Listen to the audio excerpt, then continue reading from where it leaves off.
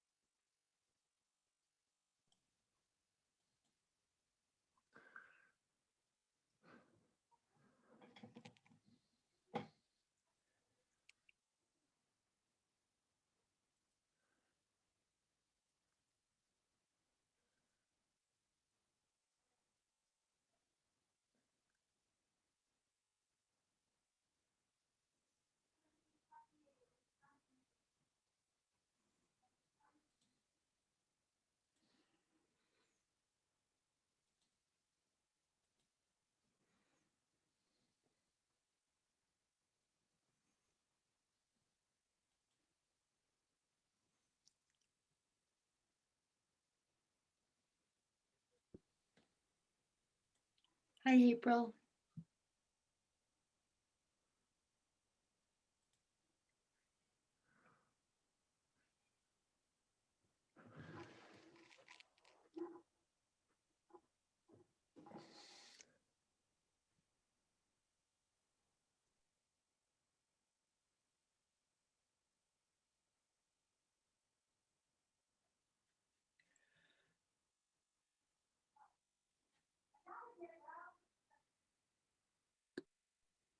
There, that's better. I'm not muted.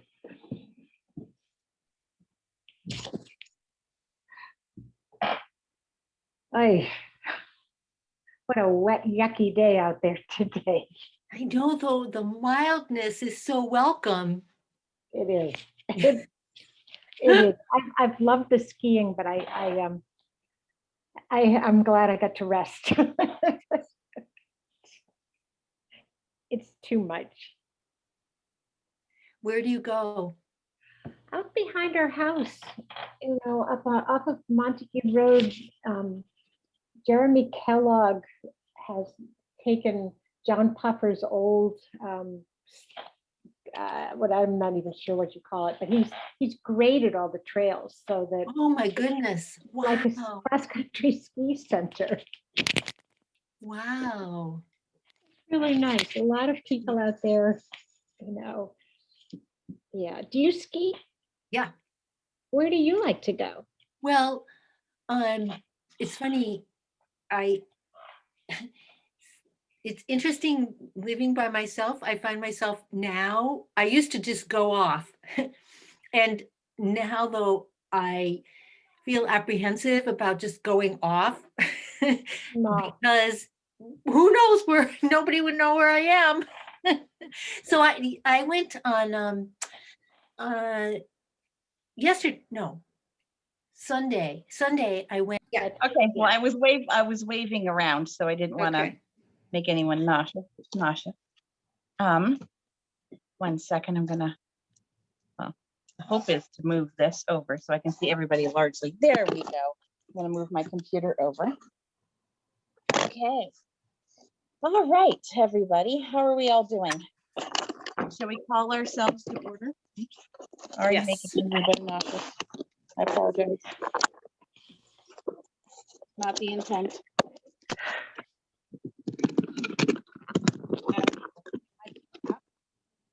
There we go. All right. Been a rough day. Okay. Let's see. Hours okay. Shall we call ourselves to order? Yep. Yeah. Yes. All right. And reviewing the agenda, does anyone have any additional additions? Becky, are there any additions to the agenda? Or Rita? Yes, there's one other, an email came in for a contract that, let me bring it up and I will tell you in just a second. Okay. That's not it.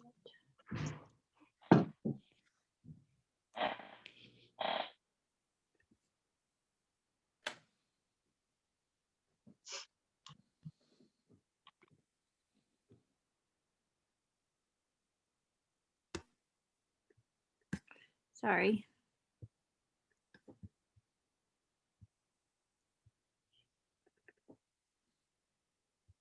Okay, 216.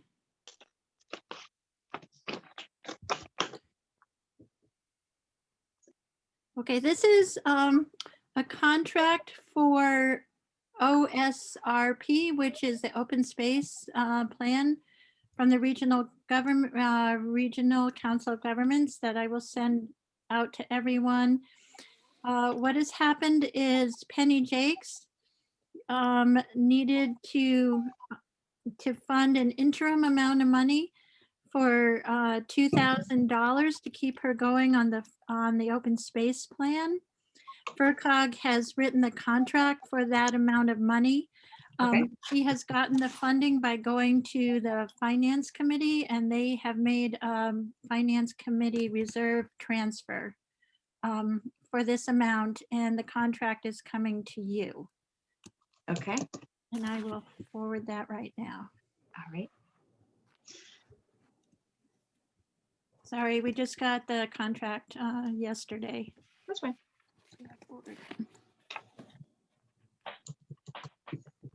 Was there any other additions or adjustments, Rita or April?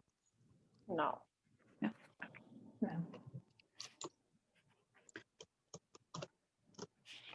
Okay. Shall we open it up for public comment?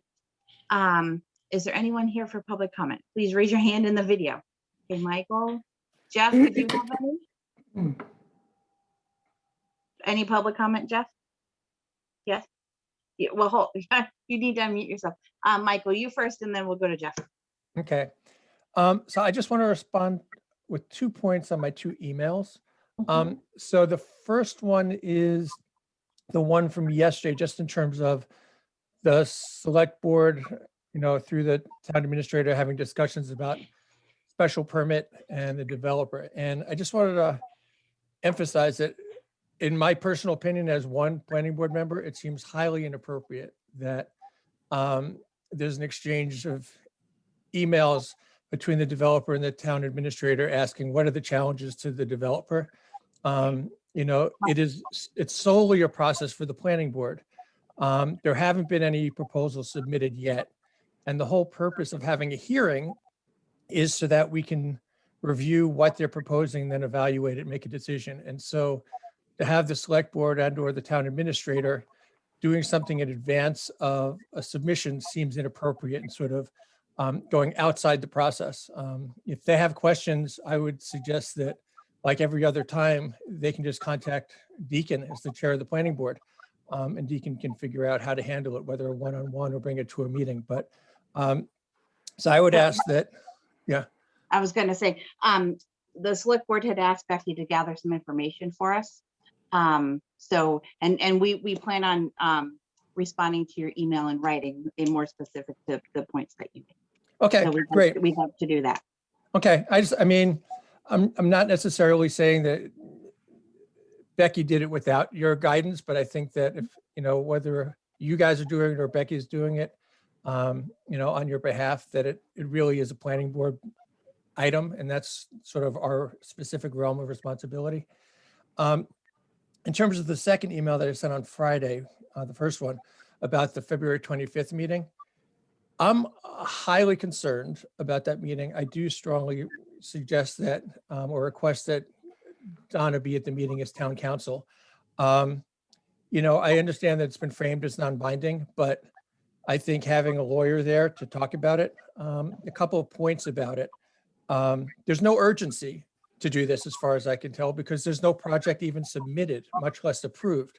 So why we would be having to do an MOU, the only reason I can see is to appease the needs of the developer.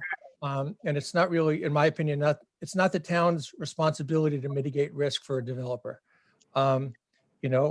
So because we're not lawyers, I would say there's potential, even though it looks like it's fine on the face of it. It either could be a practical or a legal commitment that we're creating to say we're willing to do this. And if nothing else, it creates pressure on the planning board and and I think compromises the hearing process to say that we've committed to something that hasn't even been approved yet, much less applied for. So minimally, I would say town council should be present. Optimally, I think the select board shouldn't go forward with the MOU at all.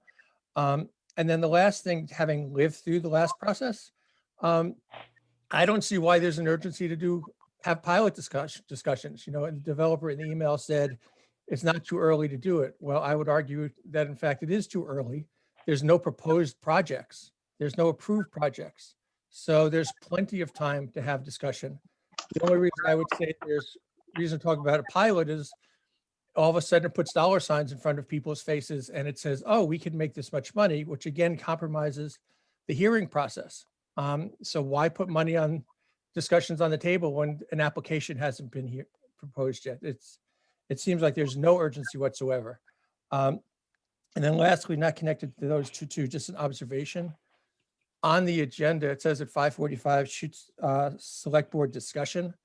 And I would assume that there's going to be no substantive discussion because, according to OML, you're supposed to identify what the topics are, and there was no topic discussed. So hopefully there'll be no substantive discussion besides food and movies, etc. At 5:45. So those are my comments. Thanks for listening. Jeff? My comments are briefer. I share some of Michael's concerns about town employees, the town administrator, the assessor, getting into zoning matters with a prospective applicant and perhaps dispensing zoning advice. I know the assessor has already dispensed some erroneous zoning advice. I don't think he's qualified to do that. Those who are qualified are the planning board, who created all of these bylaws and know them the best. And I hope that's where questions and inquiries go on Shutesbury zoning matters. Thanks. Thank you, Jeff. Is anybody else? I think it's just the rest of us. Okay. So let's go to our select board discussion. We didn't have anything listed specifically, but I know that Becky has some town administrator updates that she'd like to give us. And we probably should talk at least briefly about our all boards meeting format for 6:30. So Michael, that was just really what we were going to do. No other title. for it. Becky, do you want to do the town administrator contract updates, or you want us to look at the contract real quick? Yeah, if you guys could open up the contract, that would be great. Again, it's a typical FERCog contract, itemizing the $2,000 that was shared with Penny originally to fill this gap. They're hoping to get more money for next year, but Penny, in case that doesn't happen, is going to make a request to the Finance Committee for $5,000 to hopefully complete the project in this coming season. Becky, when did you send the contract? I'm just looking for it in my, Yeah, it's, you should just, I think there's one document that might have been submitted twice. okay, so it's. Attached twice. in was what- it today? Now, yeah, it's today. It was just 10 minutes ago. Oh, there it is. I got it. It's the OSRP. Yeah, it's. Oh, there, okay, I'm sorry, there were more documents, all right. Yeah. Hold on. Yep, got it. Yeah, I got it.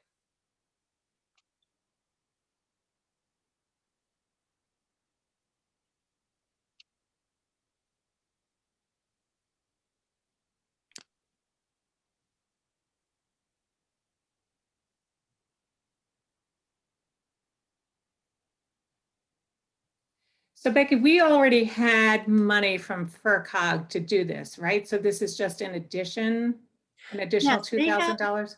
They had probably about $4,000 or $5,000 Okay, that they used from September through December. uh-huh, And that money has been used up and that grant is expired.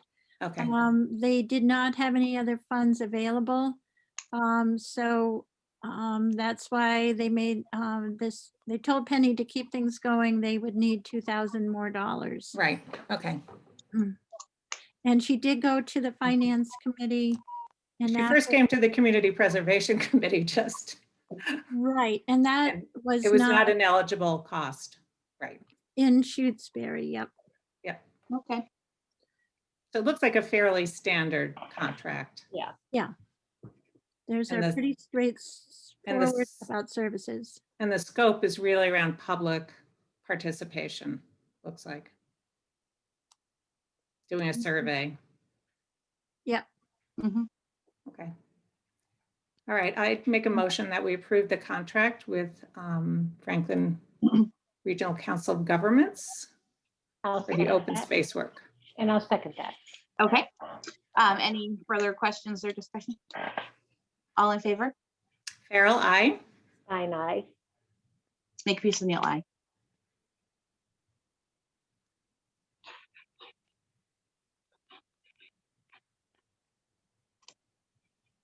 Okay. All And, right. At this time, I'd like to review your guys' schedule. It's gotten a little nutty. Yeah? Yes. Do you think? I may have to turn my camera off if you ask the question, but go ahead. Review the schedule with us, please. Okay, so we have tonight's meeting, which is the board's meeting starting at 6:30 to 8. On next Tuesday, the 23rd, Thank you. from 5:30 to 7. We're gonna be working with, that's gonna be the night for the police issue Mhm. that Rita is working diligently on to get prepared for that. And I hope to have something out as just a draft. It's pretty brief. I was working on it today. So get something to each of you for comments. Okay. So what is that? That meeting is at 5:30, Becky, on the 5:30 to Amazing. 7. to 7? We have Okay. a cutoff on that night because of the Finance Committee. Okay. And we want the Zoom, right? Right. Mhm. And I need to be there too. Yeah. And then Okay, and then we have Thursday, the 25th.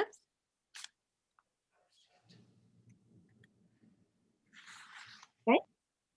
And that will be starting at 5:30 and is open-ended. That is the meeting with Evan Turner to review the questions that came out of your prior meeting. Okay. So I have a conflict at 6:30 that night, something that I have to do. I didn't realize that when that was scheduled, so I can be there for an hour. I don't think I can, it's not a meeting I set up, but April, are you able to, Rita, do you feel comfortable with us continuing after you leave, or would you like? yeah, us- yeah, no, that's fine if I'm there for the Okay. first hour. Okay. We'll make sure if you have any questions that we'll focus on those that first hour then. So what's the agenda then, Becky, for that meeting? It's about the memorandum of understanding that that AMP has submitted? Yeah, and the Okay. the municipal private partnership concept. Yeah, I'm not sure, Rita, this is going to be potentially a very dense meeting. I'm not Mhm. sure if we should try to reschedule or not. Well, I is the see a expectation smile that we're from- going to be voting that night, or is this just an informational meeting? We could do it in information. I guess we could. I just hate for you to miss it. I mean, because Right. you typically have a lot of questions. Mhm. Do we want to reschedule it then? And I'm okay with rescheduling if we have to. April, are you okay with that too? I'm open. Who else is coming? Is the planning board coming? Yeah, I reached out to Deacon and he got it out to and I reached out to the whole planning board. Yeah, it's a work thing for Amherst that I have, Yeah, that otherwise I would. We understand. Um, We understand. if we're gonna change it, we probably should do it sooner rather than later with the number of people involved. What does, Becky, do we have anything that, just thinking of rescheduling, do we have anything early March? I'm not, I guess March 2nd, we already have a meeting scheduled with the Personnel Board and Finance Committee on that Tuesday. On that Monday, I don't know if that's a meeting date, a regular meeting date for the planning board or not. Michael, can you tell us? No? Yeah, it should be the 8th that we're meeting. Okay, so So if, what would it be, March 1st? yeah, that's the date we're talking about. Okay. That works for me. I could rearrange my Monday schedule on that day. You have enough time? I have enough time, yeah. Okay, so the 25th is scheduled for the 1st. But I also, yeah, I have to reach out to the other parties Yeah. to confirm. Do we want to give an alternative date in case that's not doable? For them? March 3rd? It's a Wednesday, that should be okay. That works for me. Melissa, is that hard Yeah, for you? yeah. No, it's all right. Because I can just change it to, I can change my things to Thursday and Friday. Okay, And well, and then if we do it Wednesday, then Monday stands, so that's fine. Just let me know as soon as you know. all right. So I can reach out to people and see if we can make that change. Anything else on our schedule we need to know? That March 2nd date, That was with the personnel and finance. and then Remind me of the topic of that one. the COLAs, Oh, okay, thank you. And what time is that one? On March 2nd?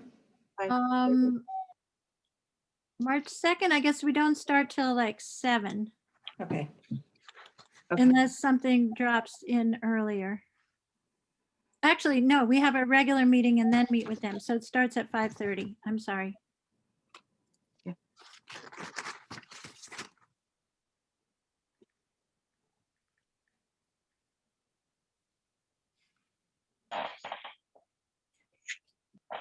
And then are they coming at 7? Yes. Yes. Okay. Is that a usual finance committee meeting night? No, Okay. we made it one. It's been on their calendar for 4 months, but Okay, that's fine. it's one of, it's a select board regular night. Okay. And then after the week of the 5th in March, what do we have the week of the 8th? Anything yet? You mean the, March you 8th. mean, no, not till the 16th. Okay. And the next scheduled date is March 16th.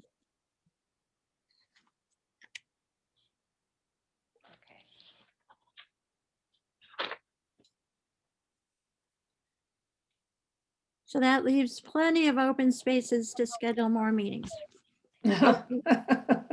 Oh, goody. Let's make sure we don't get a meeting fatigue in any way, though. 'Cause No, that can happen. That's a real thing now. Okay. All right. So 25th, 16th. Thank you, Becky. That's Great, helpful. That's helpful. thank you. Is there any other updates that we need before we head into all boards, or do we want to talk about format of the all boards meeting? Yeah. Real quick. All boards is until 6:30, right? Yeah, Right. you were going to talk about So maybe associate update members. first, I'm sorry. Yeah, we still have one more item on the agenda, the associate members, and that's probably why the planning board's still here, because Michael's been working on it. Okay, I'm sorry, I didn't have the agenda, I was going by memory, which I should never do. No, don't do that. Okay, so the planning board associate members. Okay, we just received, this must be what you wrote. Yeah, that's what Michael wrote. What are you looking at? It's part, it was just sent with the packet. Oh, okay, hold on. He has the enabling statute at the Yeah. top. Oh, okay. Yep. So Before you get in, before you get into it, I talked to Donna on Thursday and made changes, so I can give you an update, but what you're looking at, it's outdated. I'm assuming, unless Donna sent it to you. No, we don't have Okay. the changes, Michael. I Okay. just know what she told me. Okay.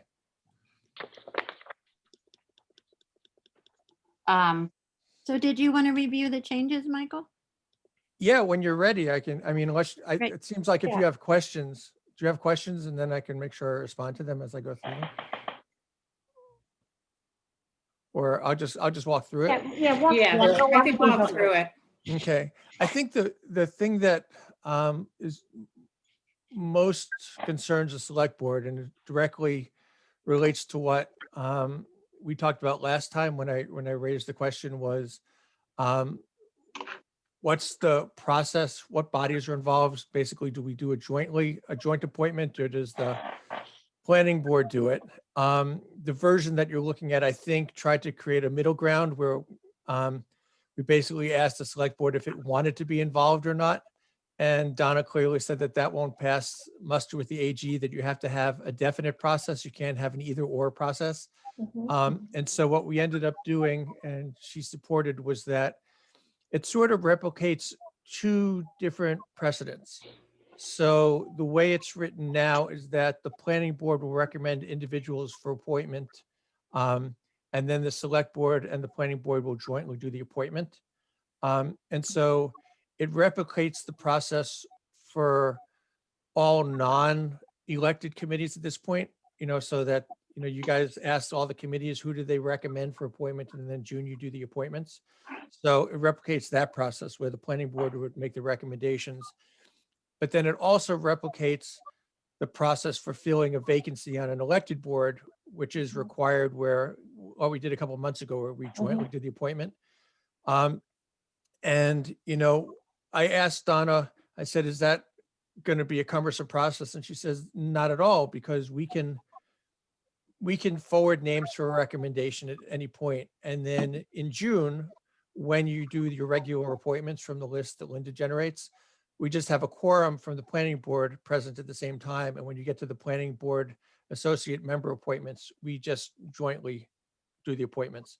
So that's the primary change that affects the planning board. I think the other thing that is just worth noting is that originally we had thought about a 3-year term to replicate what the planning board members have. Mhm. And far towards the end of the version you have, there's a whole section about I forget the word, but basically giving people the boot for cause. You know, and other towns have it, which is where that was my starting point. And Donna pointed out that it's a huge headache. Most towns don't do it right, and it creates a potential for liability. And she said, better not to even go there.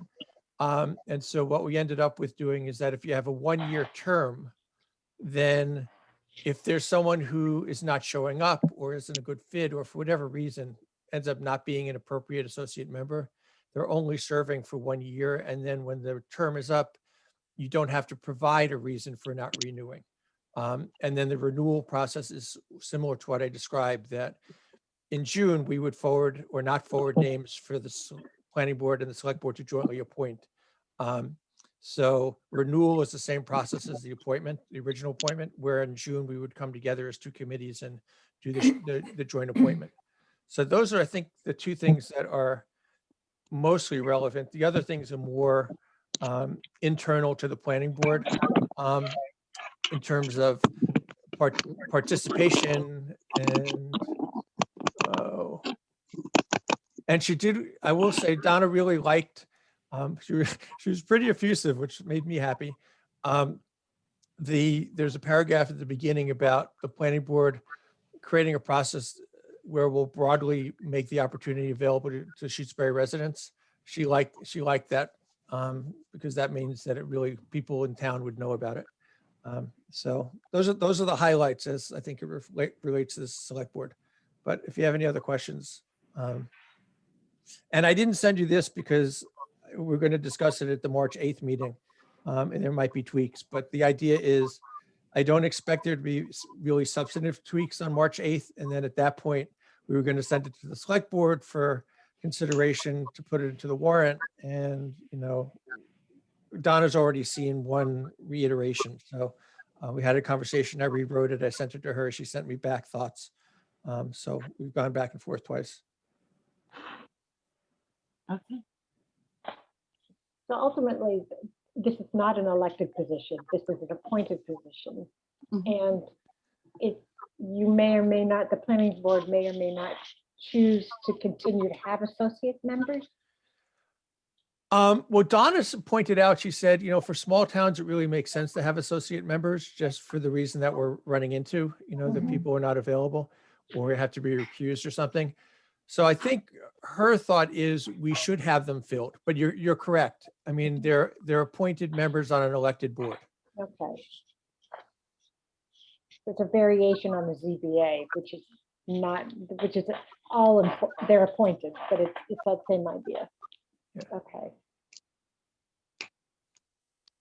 So I just had a question, kind of a specific to what the planning board might be seeing in terms of the solar applications.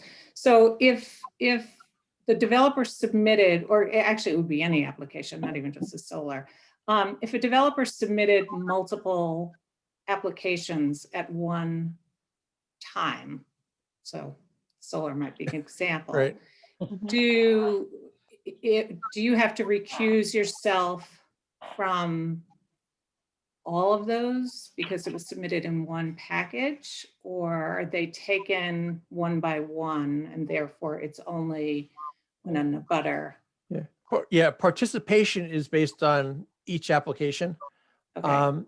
So if they did 5 all at once, in this Mhm. case, someone might be recused from one and be able to participate in the other 4. The challenge is, and one of the reasons for the associate member is that, and if Linda might know this, and if Jeff is actually there, he might be able to give the specifics, but the concern is that if a developer or anyone submitted multiple applications at the same time, Mhm. and because we didn't have the personnel to respond in a timely manner, or well, I got another asterisk, but they could automatically get approved if we don't do our process in a timely manner as required by the state. The other thing I just mentioned related to that is we just voted, well, we finalized it last week, but we updated the fee schedule for all special permits. And we broke it out. If you go to the planning board website, you'll see, but we included costs related to project management. Because as I think Linda can attest from what I've been told, having one really complex project is enough to kill a person. And if you had 3 or 4 or 5, it would totally undermine any individual's ability to do it. So the planning board basically now has the ability, if it deems appropriate, to hire someone to project manage multiple proposals and the processes associated with them, so that we can actually deal with the processes in a timely manner and not default to approving something because we just didn't have the bandwidth. And that's paid for by the developer? Yeah.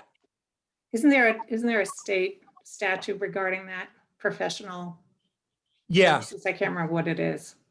yeah, there were, 41 or- well, it's a little different. So if in terms of the proposal, like last time around for Wheelock, we hired, I forget the name of the consultant. We hired a consulting firm, or the planning board did, and then also an archaeologist and the developer. Linda would know the details, but those people were hired and the costs were paid for by the developer. Right. This is a little different because it's specifically around project management. So I it's not see. it's I not see. expertise that they're bringing. It's just actually managing the projects. Oh, I So we see. can file on time, et cetera, et cetera. I see. Becky, you have your hand raised. Yeah, I've been in conversation with Tessa about monitoring our hours and thinking forward how much time availability she will have in this coming year when you start to get your projects. So are you just saying that you would not use Tessa, you would bring in another person?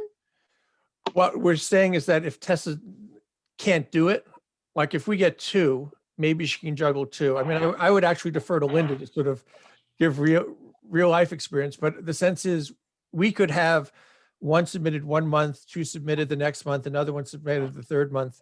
That might be way too much, I would expect for Tessa to do. And so it's really sort of this determination of what can current staffing hold and what do we need to go out to sort of get additional staffing. Because I just need to finish my question. So the referenced MGL is for outside consultants. Mhm. Yeah. Jeff, do you want to respond better than me? Yes, this would be someone hired under chapter 4453G.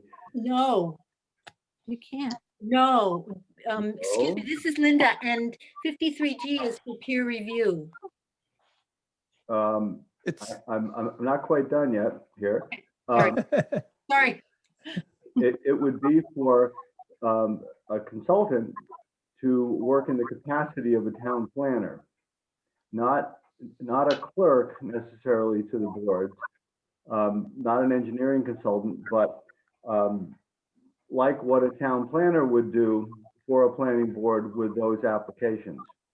And I have reviewed that with municipal attorneys and gotten a favorable impression about how, that we could do that. And that may be what we need.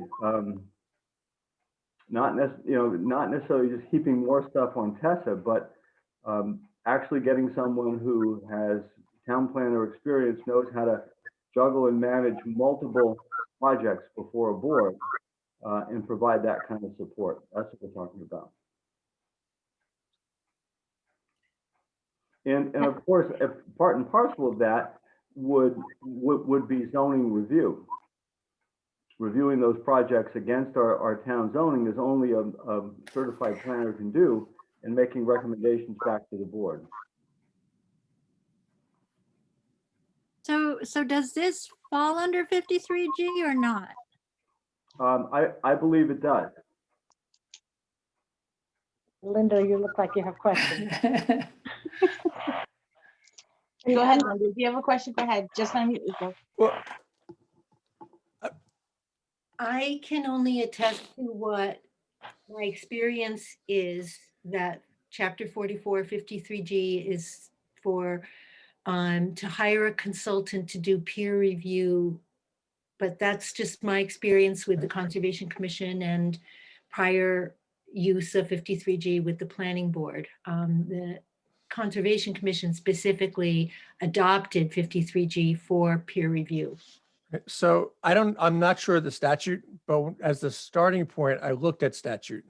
So I'm not going to cite it, but basically those kind of activities that we need to, manage projects on behalf of the planning board are allowable. If you look at the language, I can try to find it. Because that was the starting point. If you give me a second, maybe I could find it, but it seemed like statute said that we could have it. Here, hold on, here we go. Can you get the exact wording of 4453G off the MGL? I could. I'm not sure if our zoning bylaw quotes it exactly. Oh, yeah, actually, hold on. Is it under it's under special permits, right? It would be site plan review and special permit. Project review fees, page 66 in mine. Okay.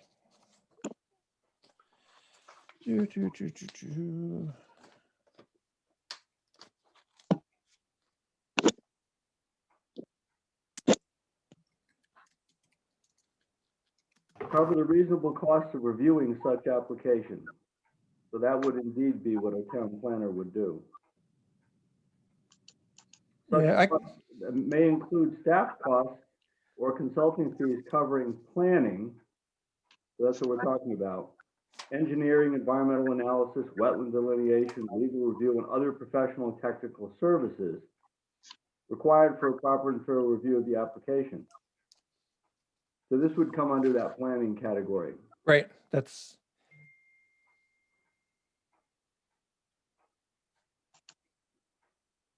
Jeff, you were reading from the town zoning bylaw? Right. Yeah, it's section 9.6, project review fees. And so I think the part is there's other professional technical services required for proper and thorough review of an application. And also reasonable costs for reviewing such application, including staff costs and consultant fees. So I think we're well within what the bylaws have said for a long time. So I sort of got us off topic here. Sorry. Well, it's worth knowing because I think Right. to your point, the planning board easily could be swamped, and so you were talking about. Well, yeah, I planning was board- just, right. You're talking about how planning many board staff. people. Yeah, Yeah. but and it's, then- as Linda can attest, there's a lot of stuff that needs to get, tracked and dates. And if you miss a date or you don't do the right thing, it doesn't matter how many planning board people we have at the meeting. It could be approved. What's the term of art, Jeff, for approving it automatically? Constructively. Say that again, Jeff. Say that again. What was it called? Constructive approval. It's when you don't act within your timelines or don't do what you're supposed to do as a board, and the time runs out and you haven't done what you're supposed to do. They can file for a constructive approval and get what they applied for because you didn't do your job as a board. Okay. So are we approving this process? And it sounds like Donna had some changes to what we just Yeah. Well, I saw. think what I would suggest is, we need to do our due diligence with Donna. So that's what we did. I did last week on behalf of the planning board. And then the timeline would be March 8th, the planning board would meet and discuss those changes, because although I sent it to them, we haven't had an open meeting yet. And I would say after March 8th, giving room for tweaks or any subsequent conversation, we'll have a final draft that we can forward to the planning board for consideration and including into the warrant. And then, if you had huge issues, I guess the planning board and select board can compare notes, but it seems like a little premature to send it to you because the planning board hasn't seen this iteration. Right. Okay, so this gets voted on by town meeting. Yeah. And we're trying to keep it on a timeline so that I can actually make it to the warrant and, all that stuff without having it rush. So we'll see the next copy of it when you guys have looked at it. Yeah, I would assume the week of March 8th, we meet on Monday, so probably later that week I can get it to you guys. Okay. Okay. You don't need to vote on this one now. We'll vote on, or we'll do the add the final one to the warrant. So, Right. Okay. All right. So Anything just else? Oh, go Well, ahead. I was just going to say, just related to the warrant. So we voted June 12th for town meeting, correct? I don't think we did vote that yet. Or did we? No, we I did guess not. That's my We did- question. We did not, and I'm having a hard time with that date. So I we know it was did- the 5th or the 12th. with the Yeah, two. the 5th would work for me, but I don't think we voted on it. Now, I think we were checking with Grace to make sure it worked with the, It was if I Grace remember and Paul, correctly, it worked Paul with the Lyons. election That's and right. Paul Lyons. Yeah. Okay, so the issue is that Grace was able to get the timeline into the newsletter Okay. using June 12th. Okay. Okay, we'll figure it out. The 5th would be better. That's not on our meeting right now. We're about to have our all boards meeting, so I think we need to also talk about how we want to structure this. We do. So, well, the past times we've asked who wants to go first, usually someone will go first, and then we go from there. Although with Zoom, it might be a little hard. I think at the beginning, we should ask people to add their committee name or who they are representing, because many of us wear different hats in town. So it would help identify them anyway to us and to anyone else that's watching. So that was kind of my thoughts for the after the evening. Did you guys have any structural thoughts or format that you'd like to share? Well, we've always been, well, not always, but we have tried the last few times to have a really strict time limit. I don't remember if it was 5 I think minutes, it was like 2 or 3 minutes 2 or 3 minutes, Mhm. and then the club came out. for the alarm went off. Yeah. So I think, given that we're probably not going to, that we can't have the kind of social, part of the reason to make that so brief was that we then would socialize, which we're not going to. But Unfortunately. maybe we could allow up to 5 minutes. Okay. And then maybe cut off if people seem to be rambling. Yes.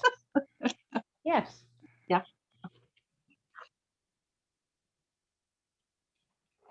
All right. Is there any other thoughts or you're right, April, it feels odd not to have that social hour after, Yeah. that was a big piece of it.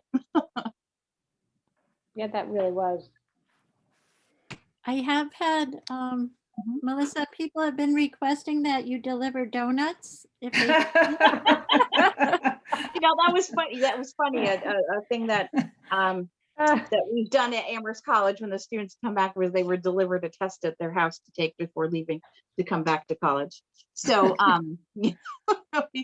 delivering could work. Or have people come up and sign up for a time to pick up a donut. You know, like they do the trash bags. Come and pick up a donut. Sign up for a time. Yeah. But we'd have to individually wrap them. It would be depressing. Well, it wouldn't be much social interaction either, No. right? No. But maybe next time we'll have a bigger, be able to be in person Yeah. and be able to do that. That would be lovely. It would be lovely. I see Kevin and Ellen have already added their department names. Thank you.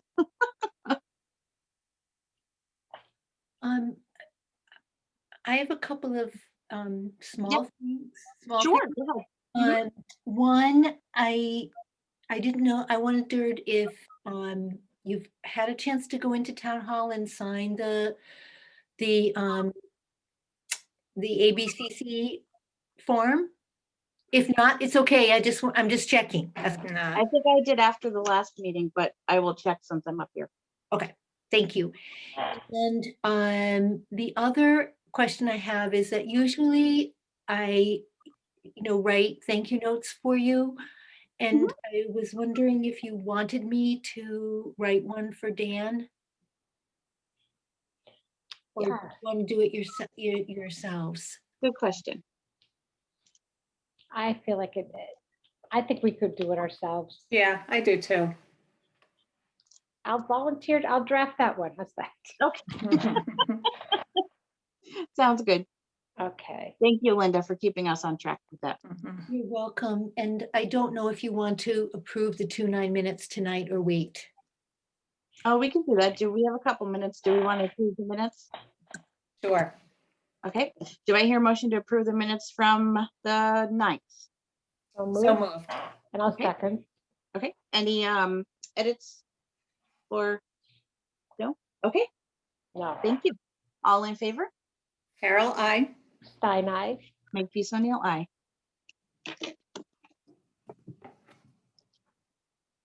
Thank you. You're welcome. Thank you for keeping us on track. Well, I'm working on the 3 2 minutes. They're coming. You mean the 2 3? 3 2 2 2 2. Excuse me. 2 2. Getting ahead of yourself, Linda. And us. You're just making stuff up. Yeah. I'd like to read the March 2nd minutes. That'll help. Ahead of time. Yeah, me too. So we know what we discussed. We know what I forgot to put on the agenda. What did you forget to put on the agenda? I think will be Did you? particularly brilliant. I'm sorry, I did not hear that. Heard a mumble. Oh, I No? was just kidding. Oh, okay. So Melissa, what is your, I assume you report for the select board tonight? At the old boards? Yeah, and I'll give what I can remember off the top of my head, and feel free to pop in and if I miss something. Okay. That Yeah, sounds if I good. miss something, let me know. Okay, that sounds good. Which I'm bound to do. I asked Becky, I called her up and asked her what the select board discussion was, because I couldn't remember what, as I was getting my thoughts together for tonight, I couldn't remember what that meant. But it was just the topic for a few things, and then the format for tonight. So yeah, but if I do forget anything, do pop in. Okay. We've done a lot, so Yeah. And would we be going over the town meeting, the date, that sort of thing? Is that part of our report or no? Town If clerk? April's still good with it, the town clerk can explain the schedule. Okay, yeah, that would be great. Yeah. okay, sounds good. Did we ruin your life, April? A little bit. here's the thing is that, we had to put in for I know it's so first world problem. But we're renting a cottage on the Cape for 2 weeks, and I was trying to get the weeks that didn't include that, but we couldn't get that. So it's the 12th is when we would be going. And the worst, we could leave late. If it really doesn't, if we can't switch it, the 5th would work and the 25th would work. Town meeting will be over by noon, April. You probably couldn't get into your cottage till 3 o'clock anyway, so there you go. Exactly. And I'll bring the car all packed. Yeah, I don't even remember a town meeting that was over by noon recently. I remember 1 o'clock. There was one. Nobody talked about the budget. You I remember one meeting at the school went until, I think we were at 2 o'clock and we were still on number 2 or 3. One of the first couple. And then like the last 2 hours, we went through the rest of the 20. That wasn't the one that went to 6 or 7 in the evening. Oh, I remember that one. Yeah. I remember that one, but yeah. Oh, man. We do have endurance when we have meetings. Yeah. Well, especially because, I remember when they ran out of food, it was that, and that didn't work. We still met, we continued without food. There's no food. Determined.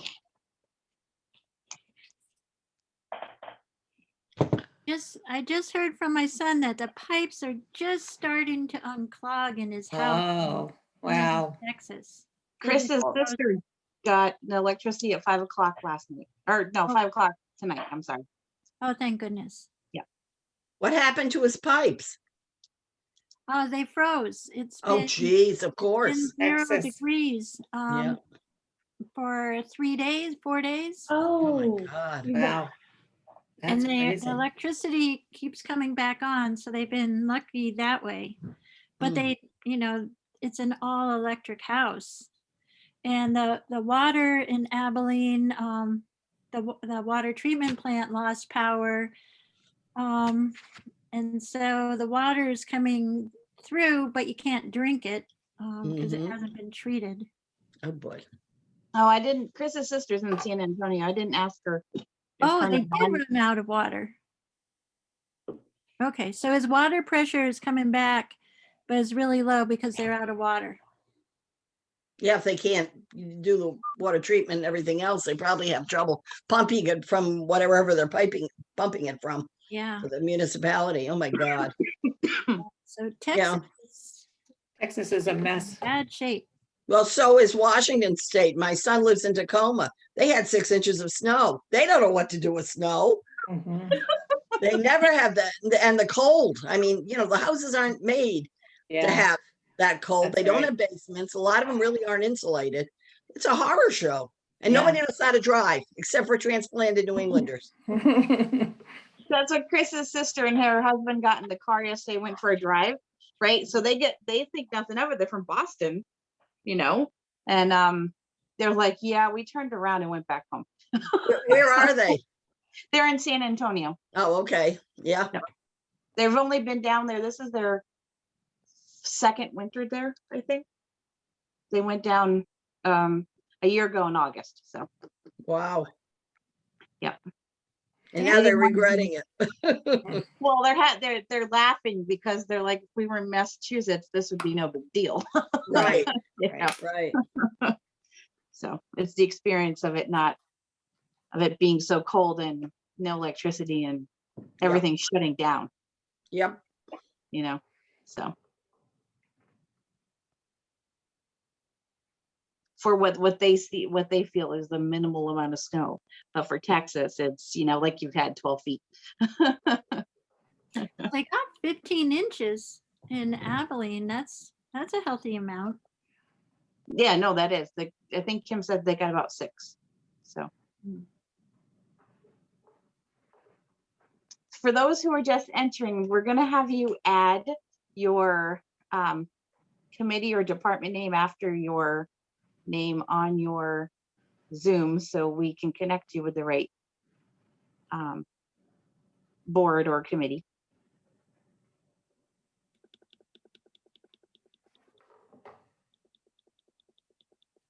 I suppose we should do that to ours, huh? Yep.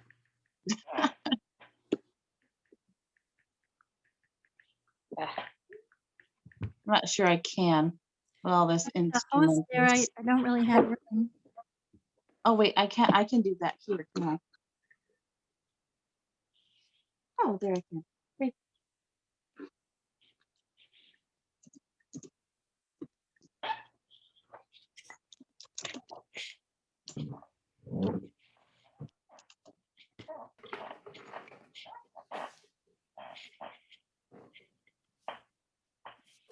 If anyone can't figure it out, Becky or I can do it for you.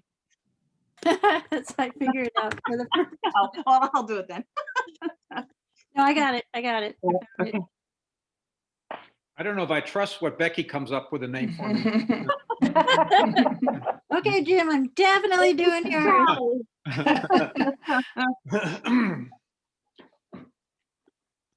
I see more people coming in. It's nice to see people. Oh my God. Yeah, it's nice. I remember you guys.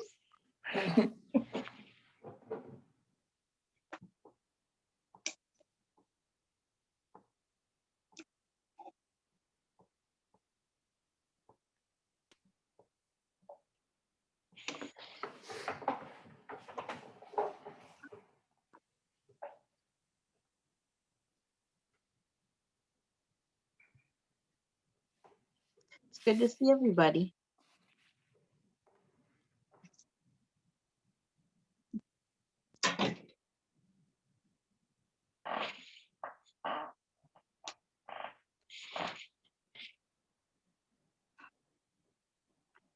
I bet you could give your announcement again, Melissa. About the names? Yeah. So if you're just signing on and are able to, add the board or committee or department that you're representing so we can, we all wear multiple hats in town.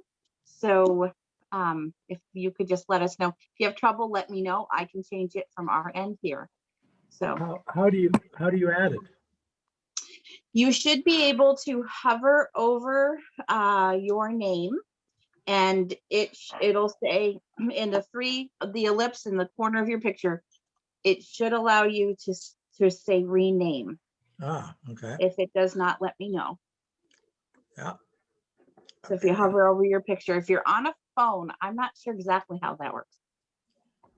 I'm not that tech savvy.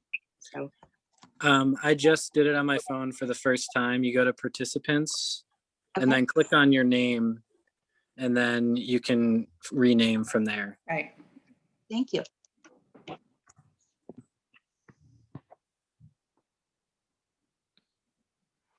Add my name to that too. Huh? Yeah. Okay.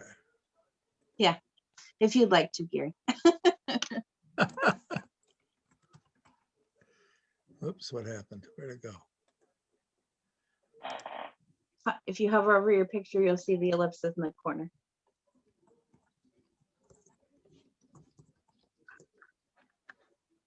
Oh, we got 2 pages.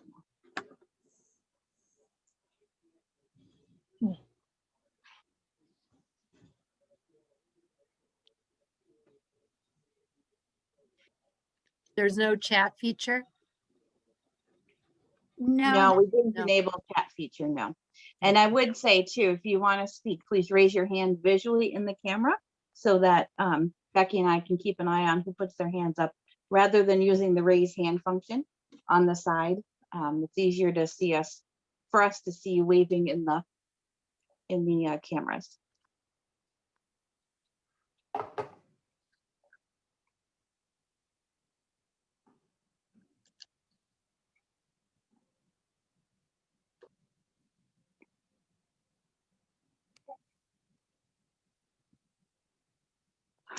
Okay.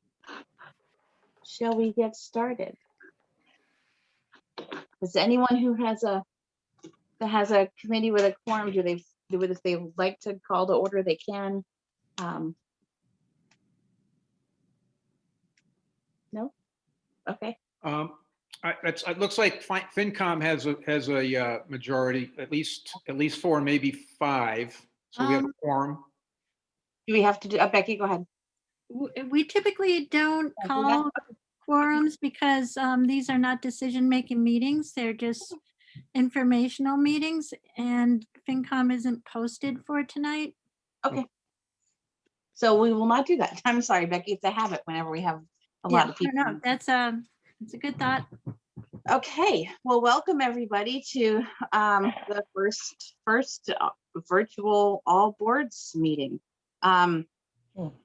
It's been certainly quite a year for everybody on all our committees, and I wanted to start by thanking everybody for their hard work and their ability to adjust and maneuver and be flexible with COVID restrictions changing at any moment, although not so much recently. So thank you all. You all deserve a big round of applause for all that work, and I know the select board really does appreciate that. So thank you very much. So if we'd like to get started, in the past we were talking earlier in our meeting, we would because we had a social reception afterwards, we would time everybody to 2 to 3 minutes, but we're unable to socialize in that same way this time. So is there a committee who would like to get started and give us an update on the work they've been working on? Please raise your hand in the camera, or a department. Okay, I saw Gary first and then Andy. Go ahead, Gary. Unmute myself. Yes, please. Okay, well, it's nice to see everybody. I'm glad everybody's still healthy and doing well.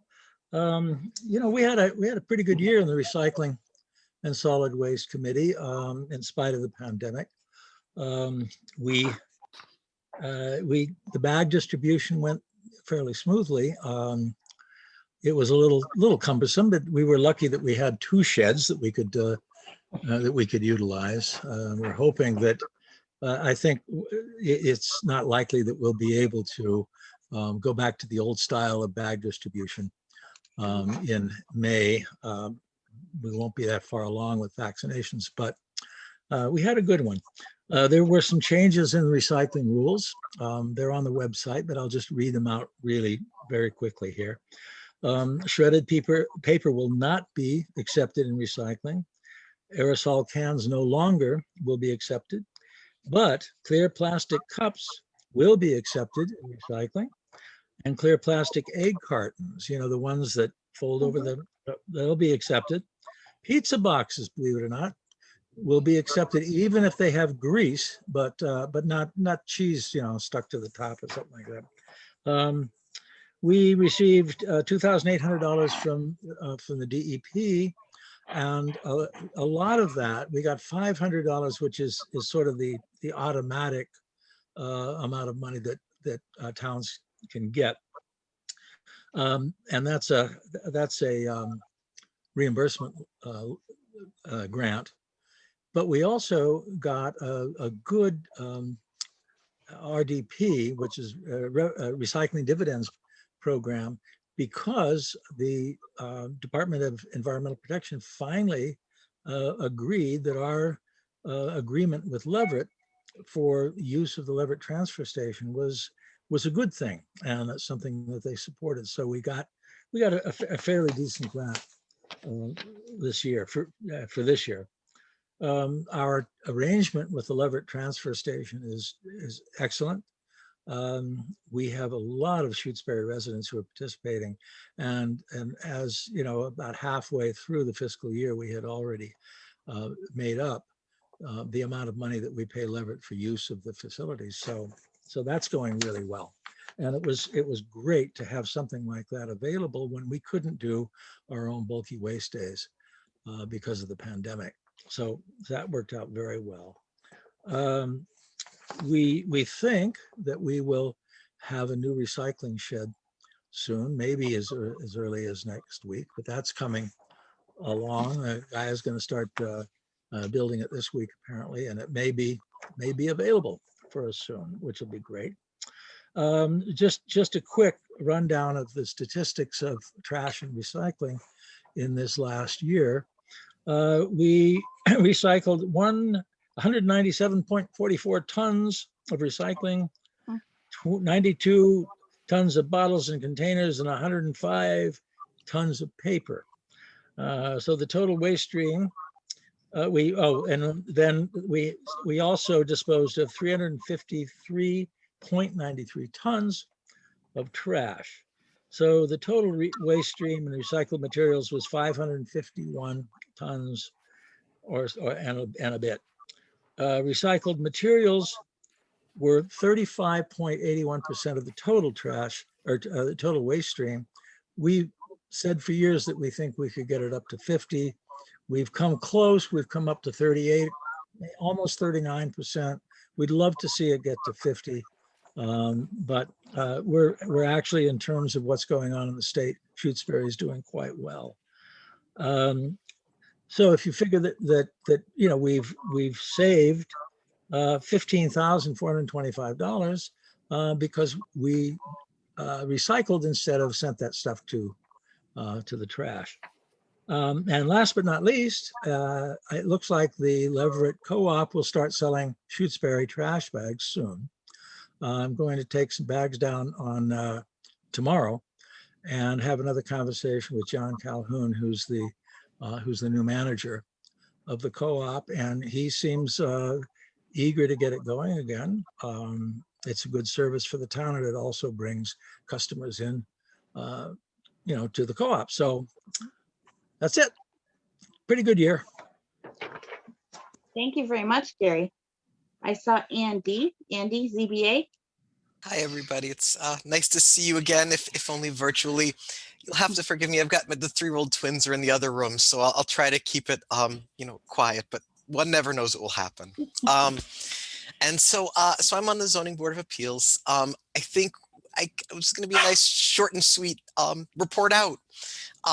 So I think, we had a couple of big changes. One was that Linda has been working with us for many, many years, and so has now left the position. It's nice to see her sitting next to me on Zoom here tonight, but we've been working with Tessa, and that has also been just amazing.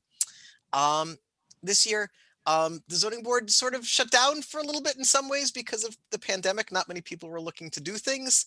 So we have had, I think, since we last saw you, 3 special permits and a site plan review, which was canceled. We have had to, one of the issues we've been running into is actually the rates of publishing in the Gazette because of some of the language you have to use. And so we've had to increase our fees 2 times so far in the past year because the cost seems to be going up very, very quickly. We do have 1 vacancy for an alternate member. If anyone's interested in joining, that would be, we are always looking for more people to participate. And I guess just one other little thing that's coming down the pike is that we've sort of been working through some ambiguity in the language as it pertains to waterfront properties in Lake Biola. And I think we are, going to be working with the planning board to try to flesh out that portion of the zoning bylaws and see if we can find some sort of mutually agreeable change to present to town meeting at some point. But I think that's really all I've got.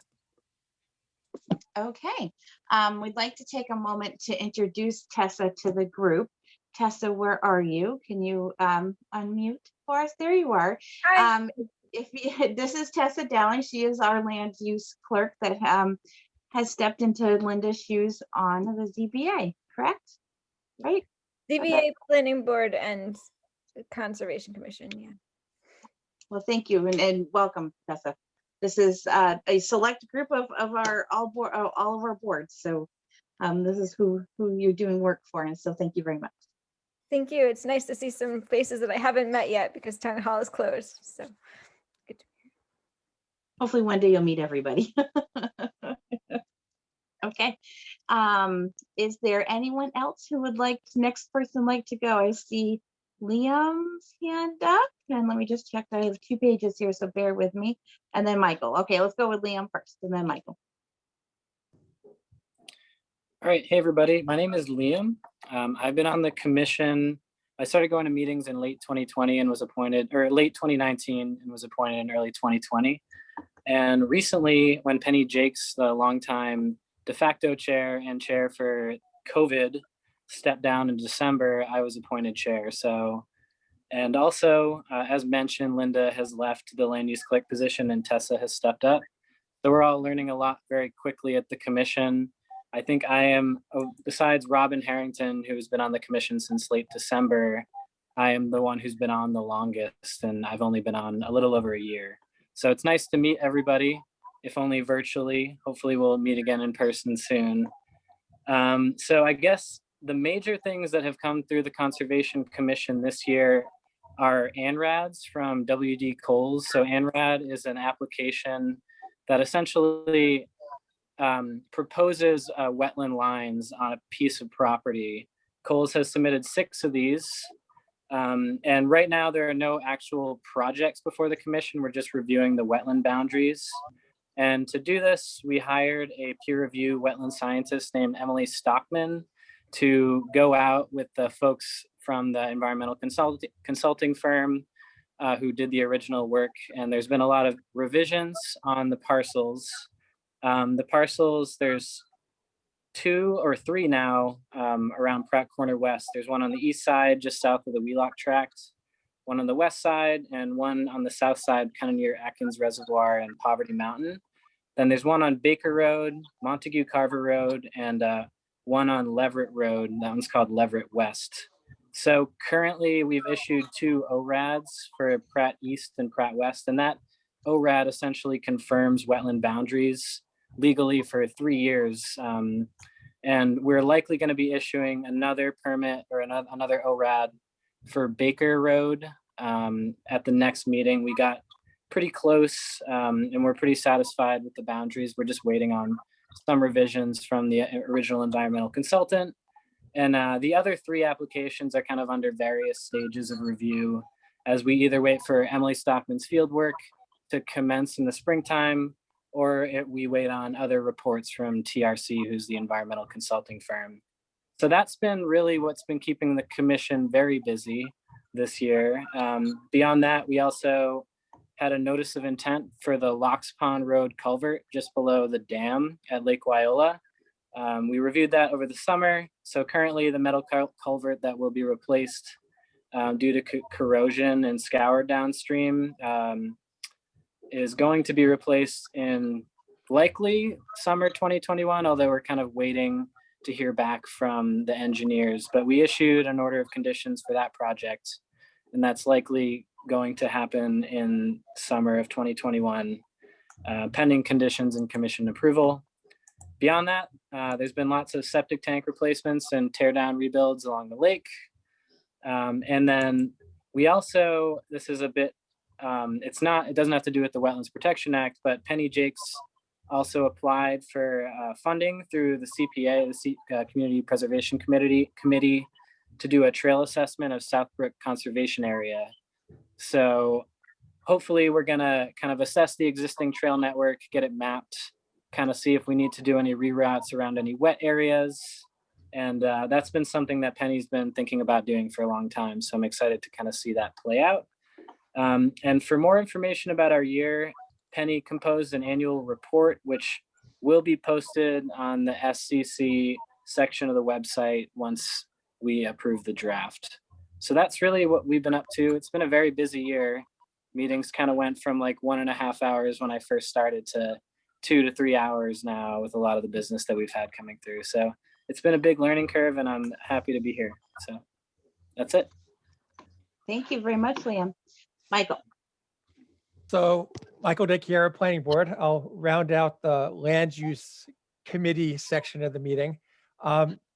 So also I wanted to welcome Tessa. We've been working closely and it's been a seamless transition from the invaluable Linda to now the invaluable Tessa. We had a personnel change. Jim Aaron, who was on the planning board for, I think, decades, stepped down mid-year, and we have an appointed person, Nathan Murphy, who's relatively new to town, who's filling in until June 30th. I don't know if he knows if he's going to continue on after that as an elected position. But that's the one change. Other than that, we're fully staffed. I'd say the big thing that is probably everyone has been talking about in town, and it picks up on what Liam was talking about, is after the ANRAD wetlands review process happens, these are all in preparation for what everyone expects will be 5 solar developments in town. Primarily, they're all the 5 locations that Liam said. So clustered around Pratt Corner Road, Montague Road, and then going up to Montague Carver. To be clear, we have gotten no applications as of yet. So although there's lots of talk about it, nothing's been applied for yet.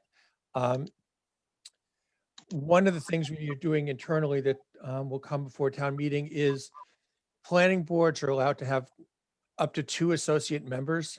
And given the fact that we could potentially have 5 projects to handle, which is a lot of work, and there might be people who can't participate for recusal, et cetera, we wanted to have the ability to bring 2 associate members on who can step in if there's vacancies. So we're in the middle of an associate member bylaw that we're hoping to get on the warrant for town meeting in June.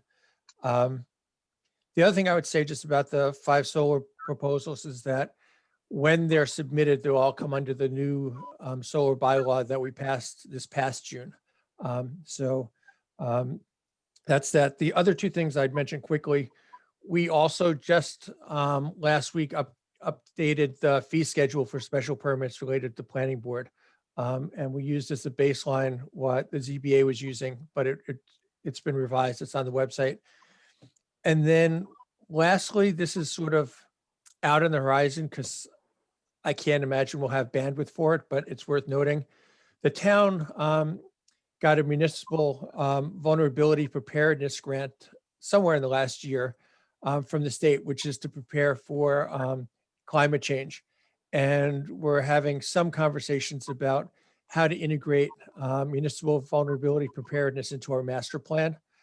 Because the master plan was last updated in 2004. It was not mentioned, addressed. There's just no sensibility about climate change in the master plan specifically. So I don't know when we will have the bandwidth to do that, but that's sort of over the horizon, something that we're talking about trying to figure out how to work in. But any master plan work is going to be engaging lots of the town and a lot of, just a lot of time. So it's a thought, but not an actuality since we have these solar projects sort of looming. And I think that is it for planning board. Okay, thank you, Michael. Who would like to go next? Please raise your hand. Gail, I see you, and hold on. I also saw Mary Ann. So why don't we go Gail and then Mary Ann?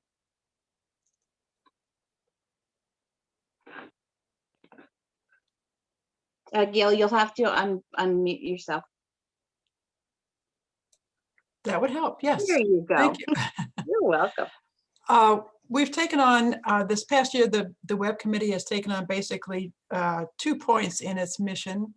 The first is to make navigation of the town website as easy as we can make it, as clear for people to be able to use it easily. To that end, you'll see that we've reorganized or rearranged some of the menu tabs. The committees and boards and department tabs have not changed a lot, but there have been some changes in the other tabs. So what we're trying to accomplish is that you could go to a menu tab to find an item and then go directly from there to whatever it is you're looking for. It's going to take a while, but that's the intent. For instance, anybody new to town would not know that there is a recycling committee that would handle recycling materials. So we've set up a page that's called How To, a menu item that's called How To, and we're listing things there so that you can go, how to get your trash bags, how to go to this, how to do that. And if you have suggestions in particular that would be added to that menu, I very much appreciate it. trying to look at the website as if I were a newcomer in town and didn't know anything at all about committee structure or responsibilities or things that are available. How would I know? How would I know how to do, how to go to, how to accomplish, how to contact? And that's the kind of things that we want to have on that tab. So if there are things that you can see that are missing there, I would very much appreciate your help there. The other thing is to get the town website as up to date and as accurate as possible.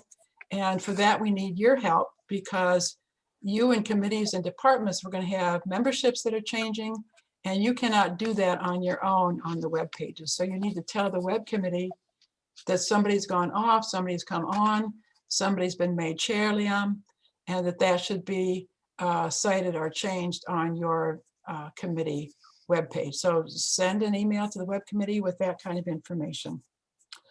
And if there is something that you or somebody you know of is trying to find and is having difficulty or cannot find on the website, please let us know. Our aim is to make it as transparent, as easy to navigate as possible, and we need to know where the hitches are. And if there's something that you're looking for and can't find, we certainly need to know that. And along that same line, if there's something that you would like to see, information, town information, that you would like to see on the website that is not now there, let us know. And we'll see how we can get that presented too, to fill out the picture of Shutesbury as a town. I'm happy to work with any of you in the committees, departments, whatever, in terms of helping you with your editing your web page or making changes to your web page or making it easier to read your web page or just how to get things done. Send me an email at web@shutesbury.org. Thank you. Thank you, Gail. Mary Ann.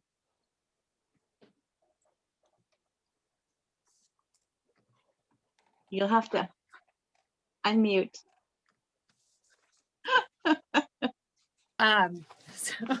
And I made a note to myself to remember to do that. So hi, there are some people who I don't know. So I'm Mary Ann Antonellis. I'm the library director here in Shutesbury, and I'm also a town resident. And like everyone and everything else, the library has been affected by the pandemic. So the library right now, we're not allowing in-person visits to the library, but we have curbside pickup. And we're doing a lot of our programming on Zoom. We've expanded digital content and we have ebooks and streaming platforms. So we have ebooks and audiobooks through Overdrive, which is also known as Libby. Libby is just an app that makes it easier to access Overdrive. And then we have audiobooks available through Hoopla. And then we have streaming video available through Canopy, Acorn Media, and Hoopla. And to learn more about the digital resources, go to mnsphere.org and click on the digital books and video tab.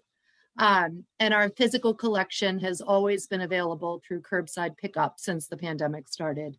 And that continues now. We do curbside pickup Tuesday through Saturday. Right now, we're not offering any public service on Sunday or Monday.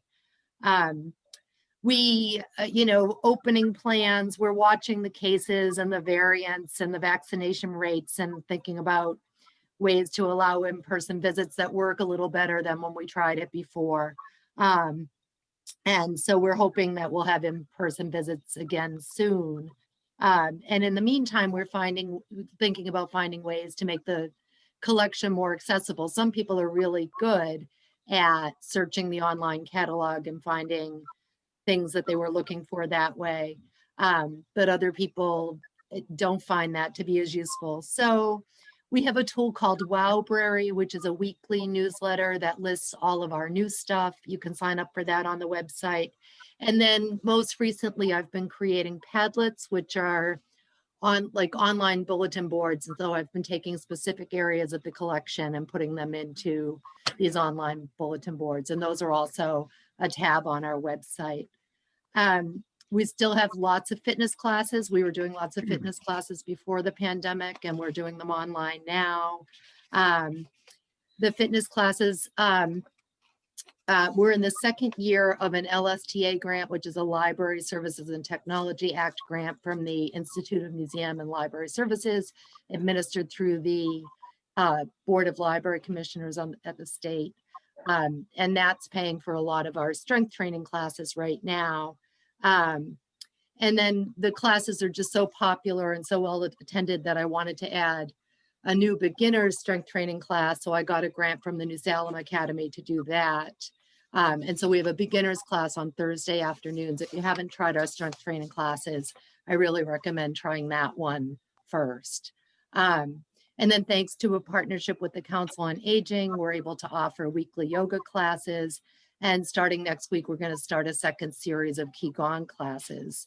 And the COA also helps to fund the strength training classes. And everything the library offers is supported by the Friends of the Library. We've been doing some anti-racism work. A townsperson approached me and asked me to help coordinate a group read of the book White Fragility, Why Is It So Hard for White People to Talk About Racism by Robin DiAngelo. And so we had a group read. I had a couple of volunteers help. We met for 10 weeks and we read and discussed the book. And at the end of that, we just finished a couple of weeks ago, we've decided to keep meeting. So we're going to watch films for a couple of weeks about race, and then we're going to choose another book to read. That group meets Wednesdays at 6. Anybody is welcome to join, welcome and encouraged to join. On March 10th, we'll be streaming a documentary called Battleground, which is an intimate look at our current political divide as seen through the eyes of 2 grassroots activists in Lehigh, Pennsylvania. Lehigh is a town that voted for Barack Obama overwhelmingly in 2 elections and then voted for Donald Trump in 2016. And they've been doing a lot of community building work there. And the director of the film is going to join us for a discussion afterwards. So anyway, it's been, we've quickly pivoted to curbside pickup and heavily promoting and expanding our digital resources and online programming for adults. And that was really pretty easy and pretty good. Serving children was a little bit harder. Children and families weren't interested in online programming. And it's harder for children to choose books in an online catalog, but we've been getting lots of books to children. And it's been really rewarding to be responsible for choosing books for them. And then instead of, and we couldn't have the same kind of programming that we had. So in the spring, I started putting up story walks on the town common and in the field behind town hall. And lots of families enjoyed those, but also just lots of adults. We saw lots of adults and lots of people with dogs out there enjoying the stories. And we'll bring those back in the spring. And then instead of weekly summer reading programs, we created take-home kits almost every week last summer. I only missed 1 week. And then I've been trying to do that monthly during the school year, but I did miss December. Another thing the library has started doing since the pandemic is, this is in partnership with the Council on Aging. We've partnered with the Amherst Survival Center to bring monthly food deliveries to seniors in town. So if you know of a senior citizen, so that's anybody age 55 and older, who would benefit from a delivery of groceries once a month, have them get in touch with me or Joanne Bernhard from the Council on Aging or the Survival Center. And on the first Wednesday of the month, the Survival Center brings food up to the library, and then volunteers bring it from there to their door. We don't bring it inside, we just bring it to the door. And it really is like, 70 pounds of groceries. Okay, so I will share some news about the Friends of the Library. Response to the Friends of the Library Giving Tuesday year-end fund drive was generous and heartwarming. There's a lot of support for the ongoing work the library does in our community and for New Shutesbury Library. The Friends continue to collect redeemable bottles and cans Thank you to everyone who brings those to the library. The Friends have asked me to mention that cider cans and bottles don't have a deposit on them, so those should just go in your recycling. And then our Redemption Center doesn't take crushed cans, so those should just go in your recycling, your curbside recycling too. Library Giving Day, which is an annual giving day that's a national celebration of libraries, which the Friends dedicate the funds raised on that day to their new library fund, is April 7th. And I'll be helping the Friends share information about Library Giving Day soon. And then on April 27th, in collaboration with the Pecumtuck Valley Memorial Association and the National Endowment for the Arts Big Read and most other Franklin County libraries, I'll be hosting a visit with Emily St. John Mandel, the author of Station 11. And so this is a big regional community read of this book that was planned, about a year and a half ago. And copies of the book will be at the library, and then we'll have a conversation with Emily St. John Mandel in a Zoom webinar. So that was everything I wrote down. That was a lot. If anybody has any questions, I'd be happy to answer them. Thank you, Marianne. Who would like to go next? Jim, I see Jim Walton's hand. Anybody else? Then Dan Hayes and Henry Geddes. So go ahead, Jim. All right, thanks, Melissa. You're Yeah, welcome. first, I'm going to primarily focus on the impact of what we've dealt with this past year and focus there. But again, if there's anything you want to talk about as far as the overall Finance Committee and what we're up to, please ask. First, I'd like to welcome our newest member who came on board this most recent fiscal year. That's Melody Chartier.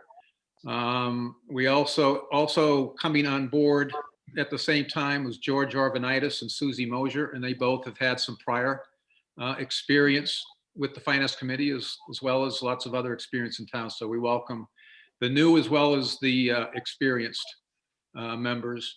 And also continuing on the 7-person committee, Jim Hemingway, Bob Groves, and AJ Cashew. The Finance Committee, like all of us, we've all been going through the learning curve on doing business in a very different way over the last year. And I think we've been working our way up the learning curve. We're doing a better job of managing mute versus unmute. Although some of our most brilliant comments still are done in the mute button phase. So a lot of stuff has been missed, but we are getting better. We do miss the personal interaction, but given everything we're dealing with, we're in a pretty good place. Meeting prep is more important than ever for us. We have lots of numbers and spreadsheets and budgets and whatnot that need to be reviewed, and all that information has to be done in advance. So we're getting better at making sure we have all the right stuff ready for our meetings. But I'd say overall, our ability to meet and get things done hasn't been too much impacted by everything that's been thrown at us. Some of the challenges, some of the more significant challenges, I'd say on the budget process, and again, all FinCom members have added their comments to this where they wished. The revenue side has been quite exciting. We're dealing with a lot of ambiguity, as all of us are in different ways. Our ambiguity has to do with what do we think the revenues are going to be like? How are our expenses going to be? So we start by looking at the federal level. Where's federal spending going to be? And then in turn, how does that impact the state and the local level? What's the state going to do as far as what are they going to be able to do as far as providing revenue, and how will that impact us on the local level? Our town, all of our town people, we as a committee are all members, volunteers of our town, and it's our role and responsibility to understand where is the overall town right now as far as where do they want to be as far as services versus spending. We all are more financially insecure today, maybe, or most of us, than maybe we were a year ago. So how does that factor into our processes as we go through budgeting, looking at expenses and whatnot? So challenging times, like it is for all of us. We have been preparing for shortfalls and other surprises. As an example, we did expect or thought there was a chance of having a state revenue shortfall this past, or for this fiscal year 21, that we prepared for. It didn't happen, but it is one of our roles and responsibilities to continue to do that, to continue to plan for these surprises and be ready. But on the other hand, have the right balance and make sure we're not overreacting to short-term events.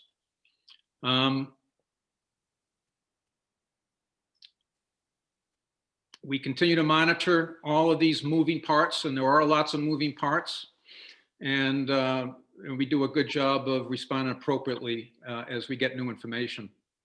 The last part I would get into right now is the department budget reviews. We're pretty close to finishing our department budget reviews.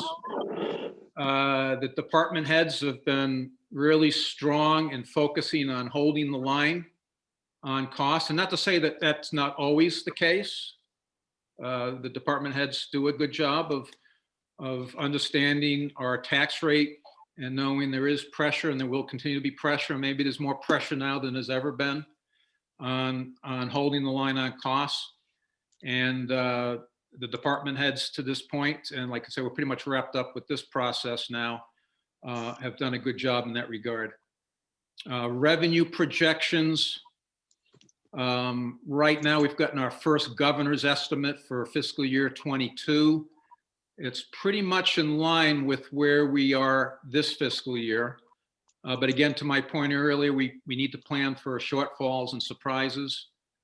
We look at the federal level, things are looking fairly promising right now. But who knows? We'll be prepared for anything. CARES Act spending, those areas of our departments and areas where have had access to CARES money.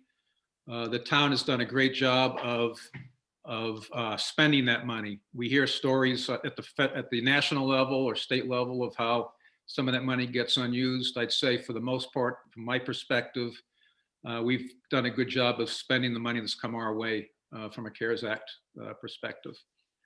So overall, that's pretty much all I wanted to comment on right now. Thanks. Thank you, Jim. Dan. Hello, everybody. So my name is Dan Hayes, and I'm chair of the Shutesbury School Committee. I'm going to try to give you a pretty generic overall viewpoint. I think the plan is having a plan and being flexible. Obviously, when COVID hit, we went to remote learning. We opened up the school for students with special needs, and we've begun to bring students in a hybrid model on a phased-in basis. We've also been able to sustain providing services, food services for students. I really want to thank all of the different departments that we've been working with, the Buildings Committee, the Finance Committee, the Board of Health, who has been phenomenal to work with. I really appreciate their support and help. And the library with supporting in different ways the school as well. If you're looking for anything specific, I'm going to suggest you go to the website. Plans keep changing. I have to give a lot of credit to the administration, who's really been working tirelessly to sort of pull things together, working with staff and teachers, and really trying to listen to the community as well and find the balance of safety as well as the importance of bringing in students back to school. I do want to mention a couple of our challenges. The roof continues to leak. We need to get that fixed. And I'm just going to repeat that. We need to get that fixed. One of the other challenges is homeschool applications. Some people choosing to keep their students at home for a variety of reasons. So that impacts our enrollment figures. I think one of the biggest changes that have happened within School Union 28 is we no longer have a central office. The central office used to be housed in Irving, in a school building, an old school building, and Irving decided to no longer rent to School Union 28. I think they're going to do something with the building. So the administration moved into each of the schools, sort of dividing their staff amongst the schools in different configurations. And I think that ends up being a win-win. There are some cost savings there because we're no longer renting a building, even though it was really cheap. But it also brings our administration closer to students. And I think that was really a win-win. So I just want to say thank you all for the support that we get from the town for providing quality educational services to all our students. So I will leave it at that. Thank you all. Thank you, Dan. The next one was Henry. Henry. Hi, everybody. I've been on the Historical Commission for approximately, I'm losing track now. I think it's about 3 or 4 years, maybe 4 actually. And became, I guess, director a few months ago. On the committee, we've got a number of really dedicated folks. Miriam Defant, who is the secretary. Other members include Greg Carlton, Mary Lou Conca, and Janice Stone. We've been working on a number of historical issues, colonial and pre-colonial, but a particular emphasis on the pre-colonial at this point. As you know, or may not, this Shutesbury is part of an extended region of ceremonial sites that all the way from Turner's Falls, or what we know as Turner's Falls, down this way. The native legacy extends 10,000 years or more. In this, in the Americas, certainly they came here first and then headed south. But as part of this focus on the pre-colonial, we've been doing some research and some educational activities, events. You may have heard about the film series that's ongoing right now on weekends, sponsored by Nolumbika out of Turner's Falls. It's a very interesting set of films regarding specifically such things as ceremonial stone landscapes in this part of the country. Landscapes that you can find in every part of the Americas, north and south.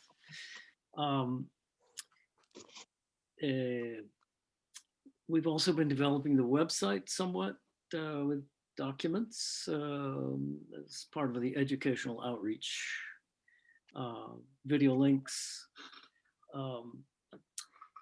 We've also been in touch with local and regional tribal representatives as a way of informing ourselves and our research efforts.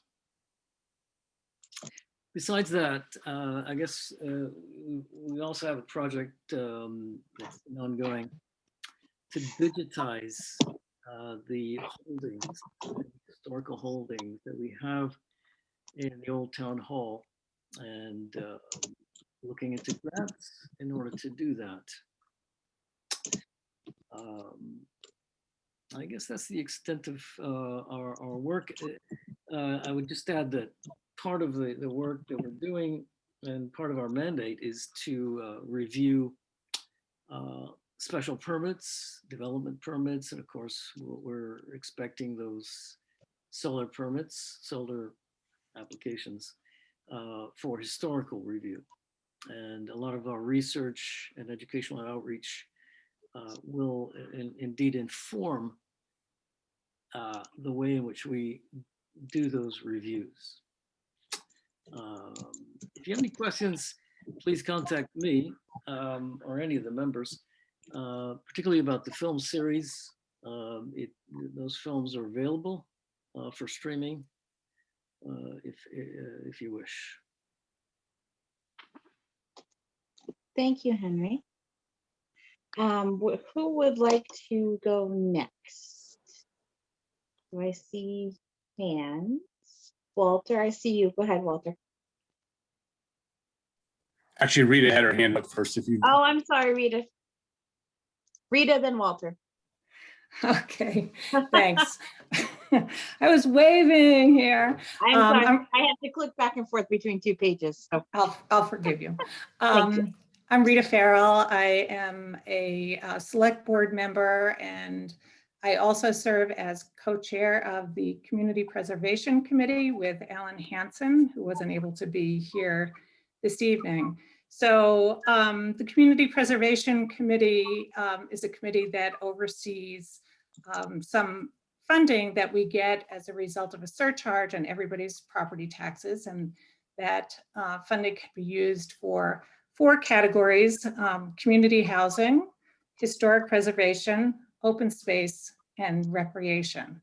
And this past year, we actually reorganized as a result of a change in our bylaws. So we downsized from 9 members to 7 members, and we have representation from those 4 categories that are where we provide funding, and also have an at-large member.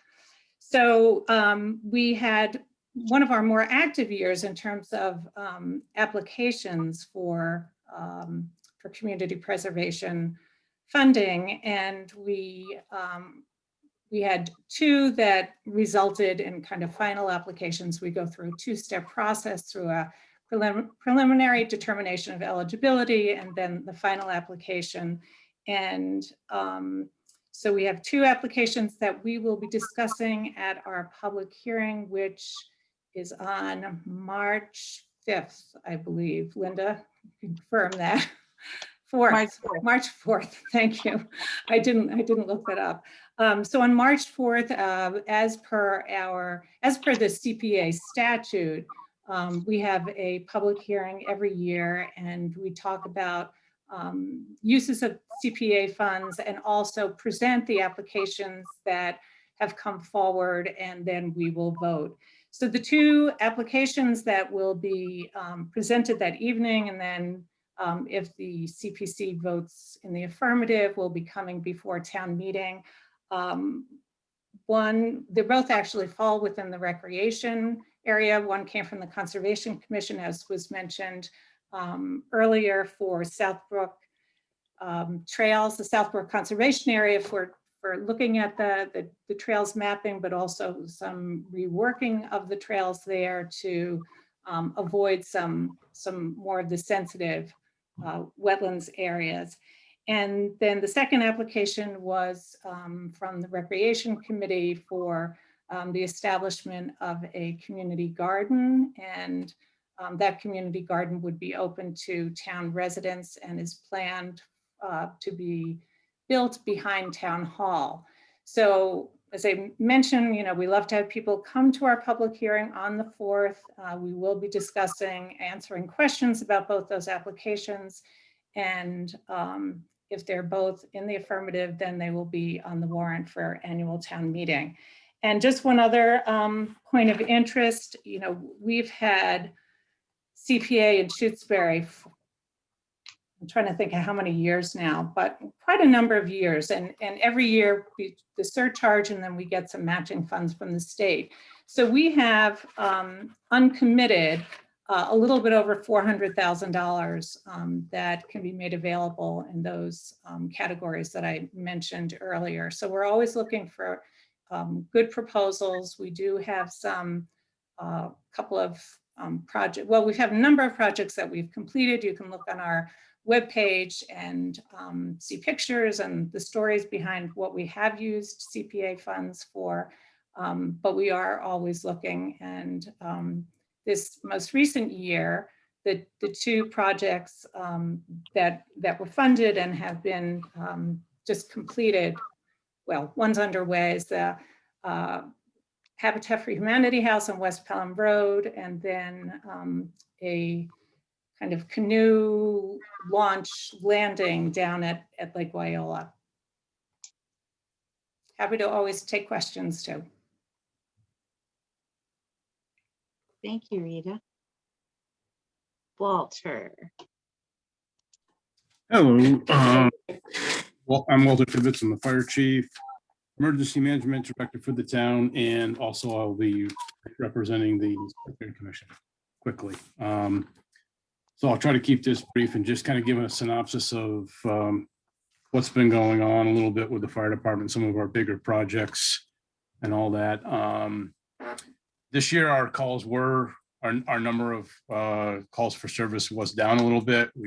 In the calendar year, 2020 was down to 137 from the previous year of 158. Now it's been a bit of a change over the year. We lost 3 firefighters due to 2 of them moving out west and 1 joining the Marines. We have gained 4 new people in the meantime. 3 are still on probation, which gives us now a total, counting the 3 probationary firefighters, of 11 personnel, which, you know, some are still not able to respond on calls and some aren't as available. So a lot of it still falls on the same 4, 5, or 6 that do most of the calls. Some of our big events, and this might be bridging fiscal years and calendar years and all that, but one of the big projects that worked out very well for us was our rescue truck project, where we, through funding from the town, we bought a new Ford 550 chassis, 4-door cab, and put the old rescue body, which was an 8990 rescue truck. We took that body and put it on the brand new chassis, which actually gave us a much safer, stable platform to be doing things on. We can bring more people to the scene on a rescue. We can actually put the tools where we need them to function best, not load them into where it balances the truck best to make it the most safest to drive down the road.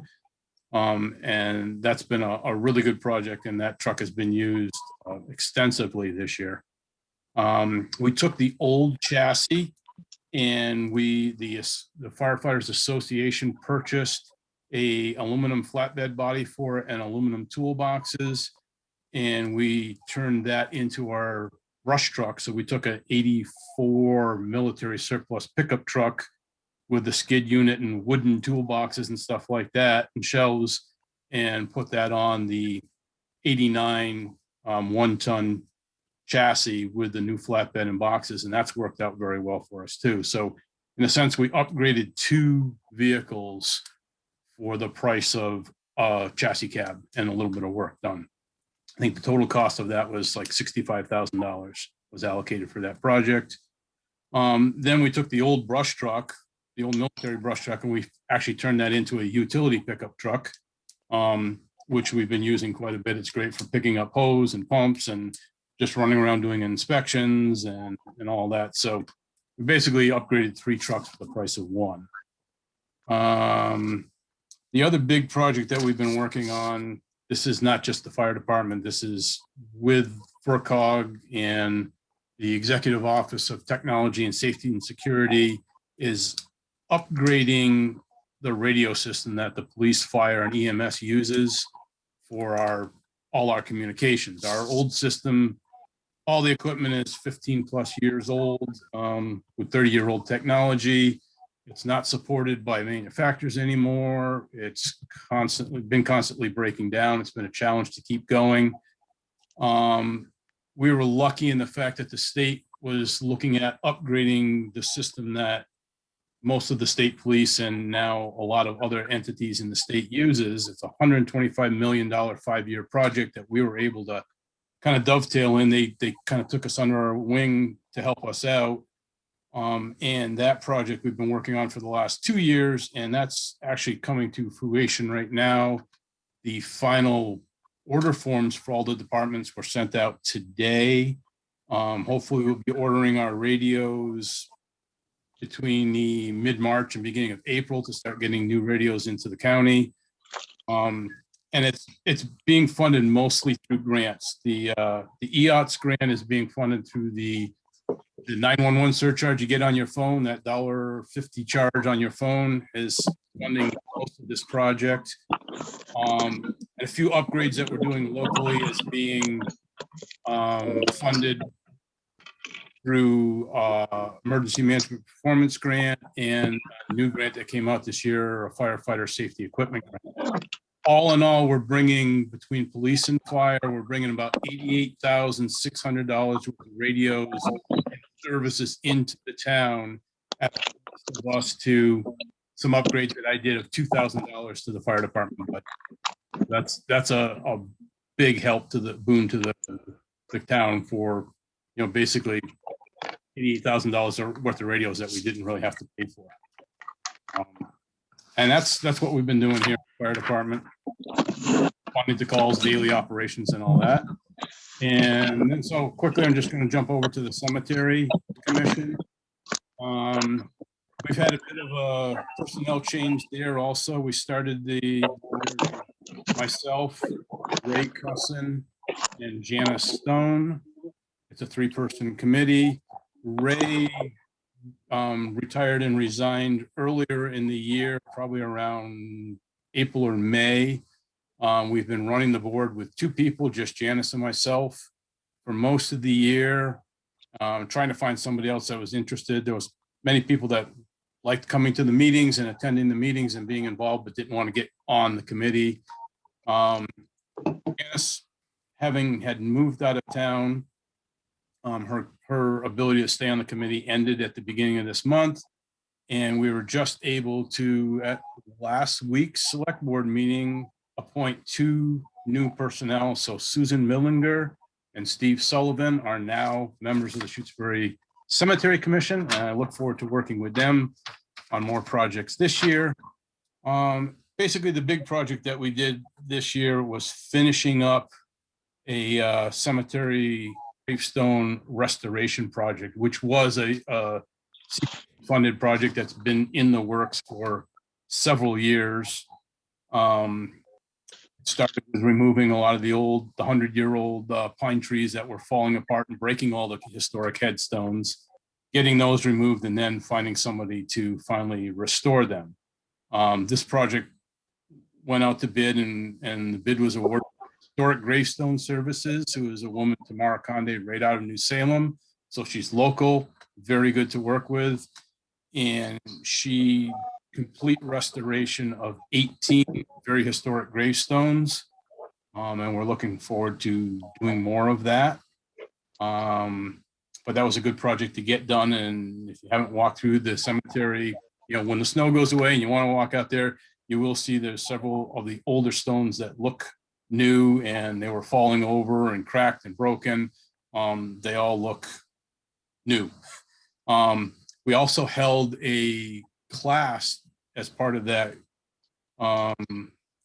project where we had, I think, 15 volunteers that showed up for a day to learn how to do minor repairs and cleaning and resetting of gravestones.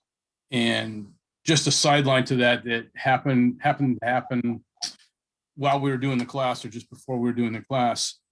Got a call from a woman, Dot Fry, she lives in Orange, Athol area. She's on the Quabbin Valley Historic Committee.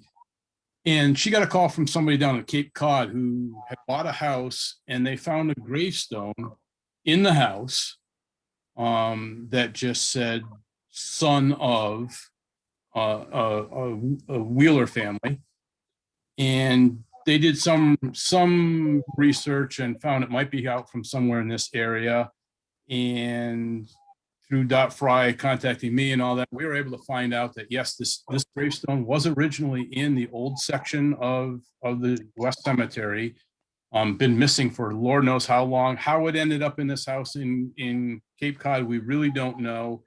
But we were able to get that gravestone back to us, and as part of the class, Tamara and her husband had made a new base for it, and we were able to reinstall it, figured out where it was supposed to go, and reinstalled it and reunited it with his parents, which was a very, very satisfying thing. And one of the weirdest things that happened is in digging the area out to reset the stone, we found a clamshell right where the headstone was supposed to be.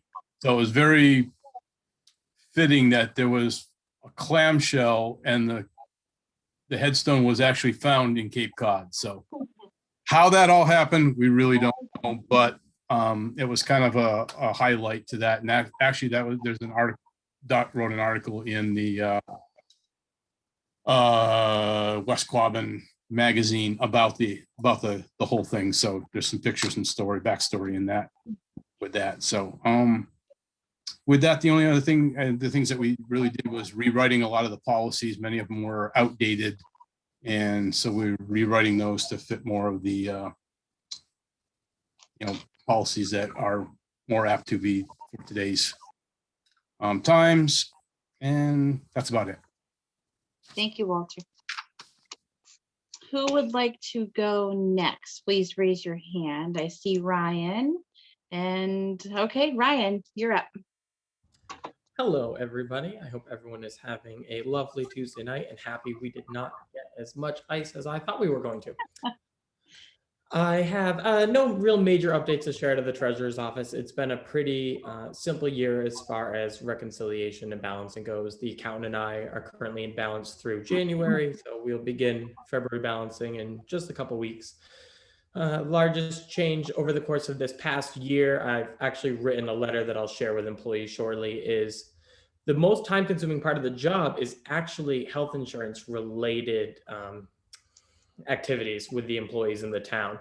And this past year has really amplified that with people choosing to take leave of absences, new hires, unemployment, etc. So without a doubt, I saw a major uptick this year in that. And at the same time, it's really demonstrated a slight lack in knowledge, I guess, on the importance of the health insurance and the steps and stages of, retirees, ages, dependents, significant others, etc. So I'm working on trying to come up with aid from the Hampshire County Group Insurance Trust, some type of informative, simple packet, because people by nature don't love to read a ton of stuff, especially when they are newly hired. So something to really help do a better job of educating them in something that, society has dropped the ball in educating us. It's just like taxes. It's one of those very important, vital things that will always happen to you, but you always have figured out on your own.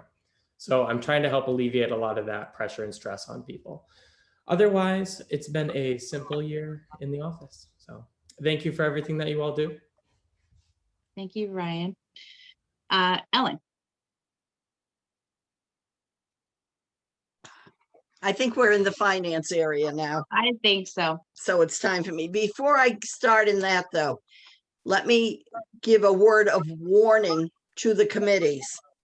All of a sudden, I have discovered there is a real problem getting large manila envelopes, the 9x11s or the 10x12s, to wherever they're being sent to, even if it's still in town. I sent out several of them because a lot of people had a lot of excise taxes.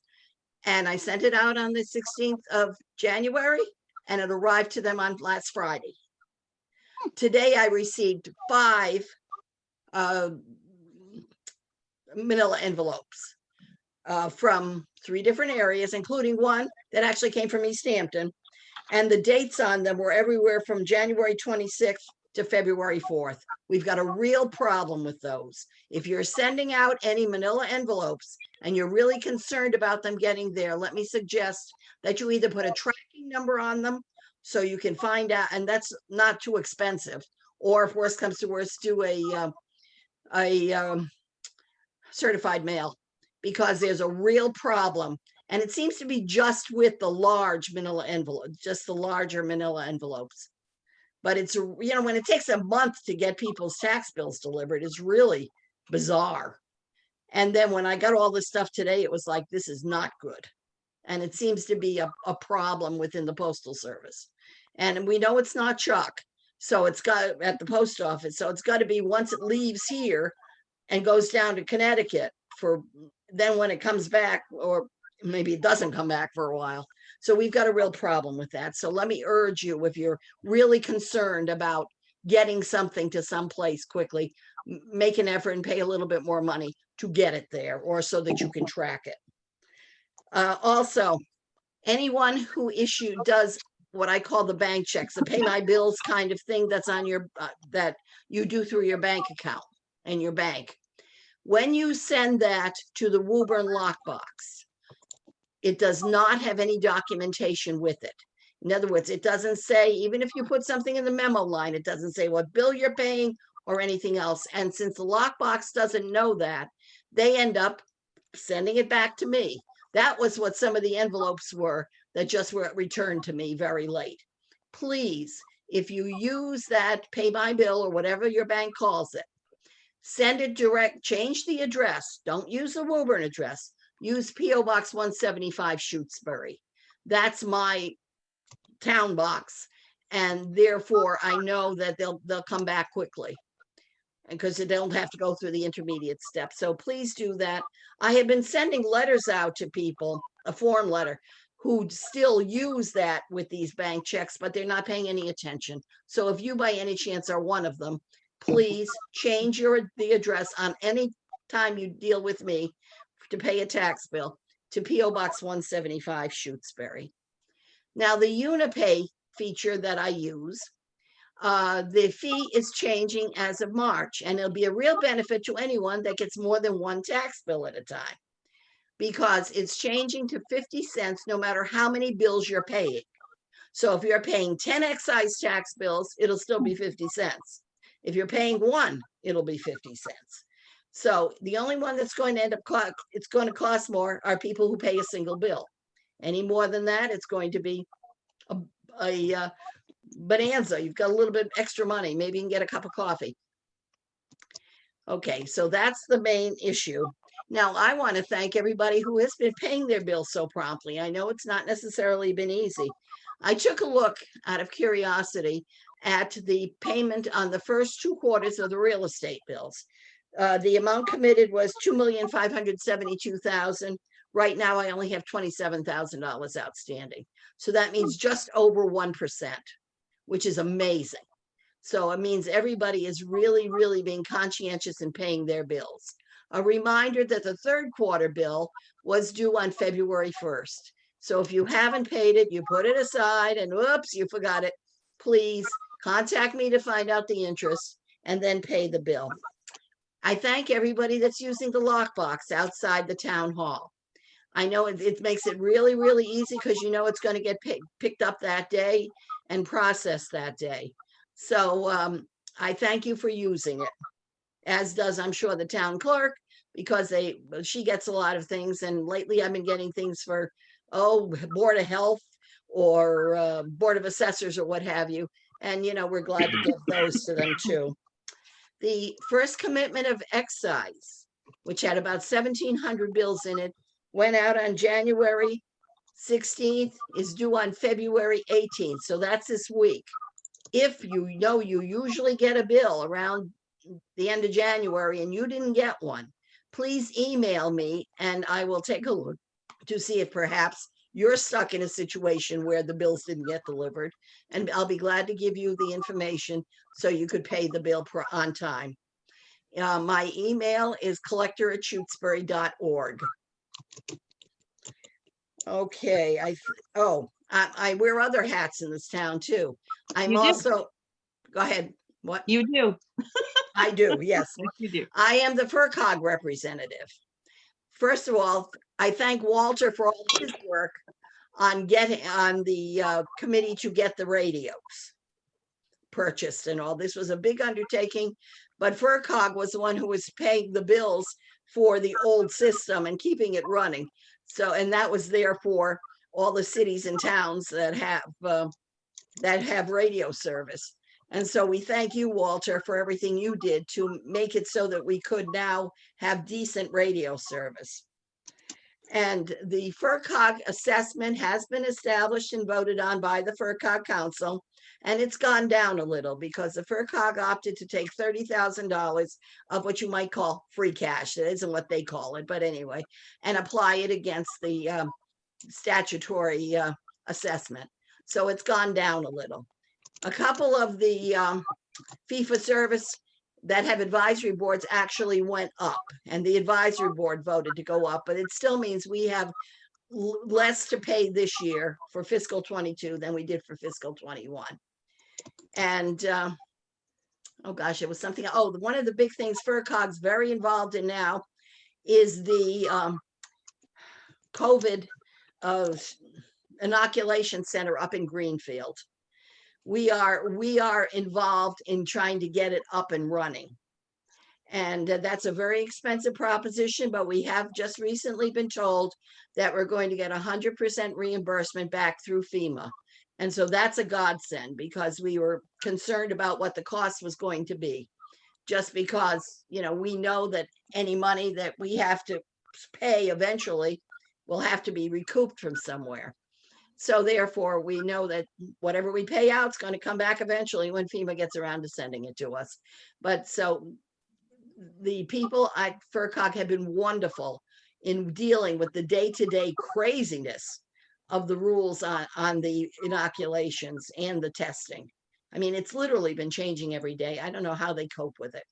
But anyway, so that is what FERCog's up to.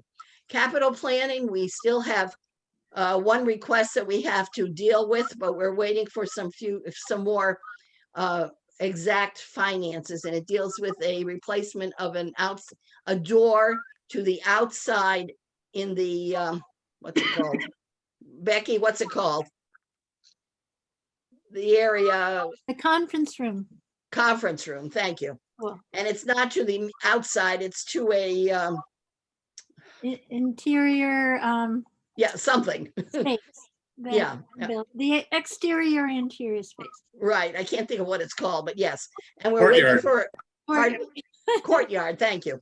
And we're waiting for some more information on what it's going to cost to actually install those, but apparently they're leaking. We do know and are aware, of course, of the need for the roof. And that is something that's kind of beyond the scope of capital planning, as is the culvert, which is one reason why we are restricting the amount we pay or we request to the Finance Committee for this year, because we know that those are coming up this year. And other than that, I think that's about all I have to say. And I thank you all for all your work and all your help. Oh, the other thing, we did not hire an assistant because of the COVID. I didn't really want anyone else in the building, and I didn't want anybody that I have to train that closely while we're in this rather sticky situation. So hopefully when we eventually get out, it may not even be this fiscal year, then we'll be able to continue with trying to find someone to act as an assistant and get trained to be collector. And that's it. And thank you very much. And please stay healthy. Thank you, Ellen, very much. Who would like to go next? Kevin. I suppose round out finance. Hello, everybody. If you don't know me, I'm Kevin Rudden, the administrative assessor. Right now, we're in a bit of a quiet period, getting ready for my busy period, which is, you may not think of it in the middle of winter, but I have to start measuring new growth next month to get numbers in by the end of the fiscal year. We have a new state mandate on the personal property tax for the electric utilities. I'm anticipating they are due to arrive by March 1st. And we have to spend about 18 hours on each of 3 accounts, figuring out the new state mandated method, which in the way government works, basically we're going to be charging the utilities more statewide, which means the utilities probably next year will petition to charge all of us for next year. But it is a state DUR mandate. Housing sales are in a little bit of a seasonal dip right now. But we're very, very strong throughout calendar 20 and substantially above the assessed values.